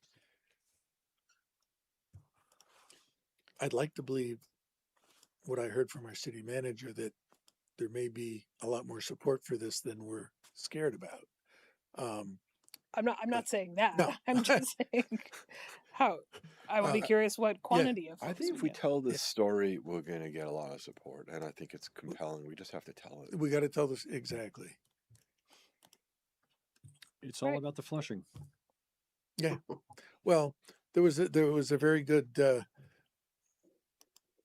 public thing that was done in the past around where the effluent meets the affluent, or the affluent meets the effluent, and that was around using wastewater to make snow. But I think that anything we can do that really highlights the risk of to our community if we don't do this is really important. Yep. Good. All right. So it's on me. Well, I mean, I agree. I thought well, I don't want to I use agree, scare but I also tactics. think, you know, one of the things that you got that we are hoping you can be helpful with is we are really in this, and you guys are the politicians, right? Yeah. You know how to make the sales pitches. So if there are sales pitches that we can educate, you can pitch, and that is a line. Yes. And I think also for us, writing Front Porch Forum on a regular basis, we each have, 3 or 4 postings we can do a month to Front Porch Forum. And we can each use that to pitch this. There's also the social media environment, which, you know, I think is probably a place where a lot of people are looking every day.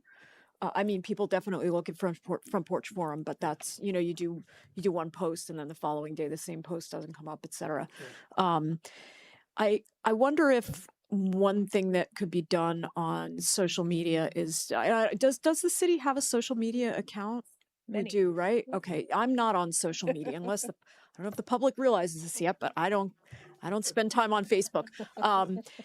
But anyway, quotations from counselors might be just like a quick way to, you know, get a message out without a ton of text that certain people are not going to, you know, some people like to read a lot, other people like quick bites of information. So just a thought, you know, quotes from the counselors might be something we could do. Yeah, so I think that's a great idea if they're educational. The legal line is that using taxpayer dollars, we can educate on what's on a bond vote. We can't tell you how to vote on what's on a bond vote. So to the extent that a counselor hypothetically wanted to say, vote no on this bond, that would need to be done on under your Front Porch Forum accounts, under your Facebook, under your social media, or letters to the editor, or whatever it would be. We can't put that out with city staff. So if you wanted to say, you know, I voted to put this bond vote on the ballot for these reasons, that's educating about the public process. It's not saying, you know, vote yes on. Can we have a storyboard at the Nights Out? Sure.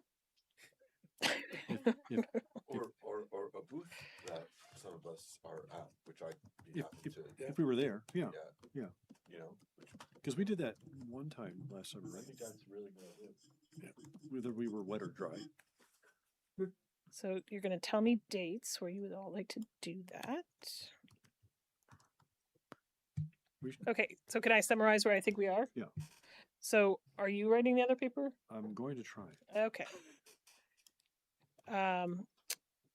We're going to advertise the next conversation with the counselor, just the next one, as an opportunity to hear from the public about what they're thinking. We're going to set up on the website both the FAQs and the question submittal button. We're going to put together a base presentation that's for us, and you guys are going to think about if there's an SB night out you want to attend with collateral. Or all of them. I mean, even if we weren't there, if you had a board, because you have a rec department canopy, right? You could just stick it to the side. Yep. You know, people will go, oh, what's that? Some would. Oh, Elizabeth? Jesse, is Channel 17 an option for a pre-election for this primary? Is Channel 17 an option for the primary? Yes. Well, to have something that could be taped, and then we could link the presentation and Q&A. Yep. So that was idea. Yes, that's on the list. We could do that. Do a Town Meeting TV feature. You know, either Tom and I doing a presentation with any one of you coming with us. Town Meeting TV is always great about making room for those special programming that we could then link out to people. If somebody would like to do that with us, we are happy to do that. Well, I am happy to do it. I don't know, but both do it. Good. Yeah, we both go. Great.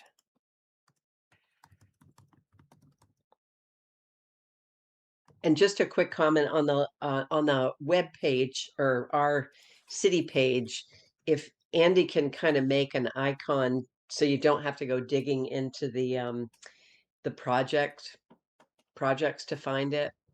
Something that's kind of right on the home page. I think that would be more accessible. Okay. It might be on Before the I do Town permanent Meeting news TV, banner. I want the data of the net savings and the net incremental costs, net carbon reduction. Like I So want those Tom, really can you bullet work with point. Andrew on getting those? Is that feasible? Okay. Sure. We just got to start a thread to make sure I understand exactly Yeah, what so you want. we So had we'll do talked, that after this. we can talk some more after the show. Yep, no problem. Wonder if we could use a little creative emoji to, Oh, no. Okay, we no, got to stop no, brainstorming. No, no, we're not going to use the emoji. we're not going to use the emoji. To make our own. Something to get people, It's going to be called a Bartlett emoji. thinking about it. Okay, I All think right. we have enough. We're good? Pop that little emoji on there. We're getting punchy here. Yep. All right. Thank you very much. Whenever I talk to an elementary school class, that's what I start with. What is municipal government? Well, what happens when you flush the toilet? Where does it People go? love it. That really, some people don't know. Shall we convene as a Liquor Control Commission? Motion to convene as Liquor Control Commission. Second. We have a motion and a second. All those in favor say aye. Aye. Aye. It's a unanimous vote. We need a motion to approve the first-class restaurant bar license for Gonzo's Indoor Golf Academy. Motion to approve license. Second. We have a motion and a second. All those in favor say aye. Aye. Aye. Aye. It is unanimous again. We need a motion to come out of liquor control. Motion to come out of Liquor Control. Second. We have a motion and a second. All those in favor say aye. Aye. Aye. Aye. It is unanimous again. We are now at item 13, which is review the significant agenda topics for our next meeting on June 29th. So your next, I didn't put this on here, but your next meeting is Wednesday, Right. which is the Policies and Strategies Retreat. Starts at 9. Breakfast will be ready by 8:30. Come on out. So the next special / regular council meeting is June 29th. That's the tax setting traditional meeting. So you'll set the FY27 tax rate. You'll receive the delinquent tax report and consider a change to the South Burlington pension plan. Your next regular council meeting is July 6th, and that will be hopefully approve the policies and strategies and then receive the Planning Commission update to the land development regulations and potentially a first reading of the transportation impact fee that you heard tonight. That's all I got.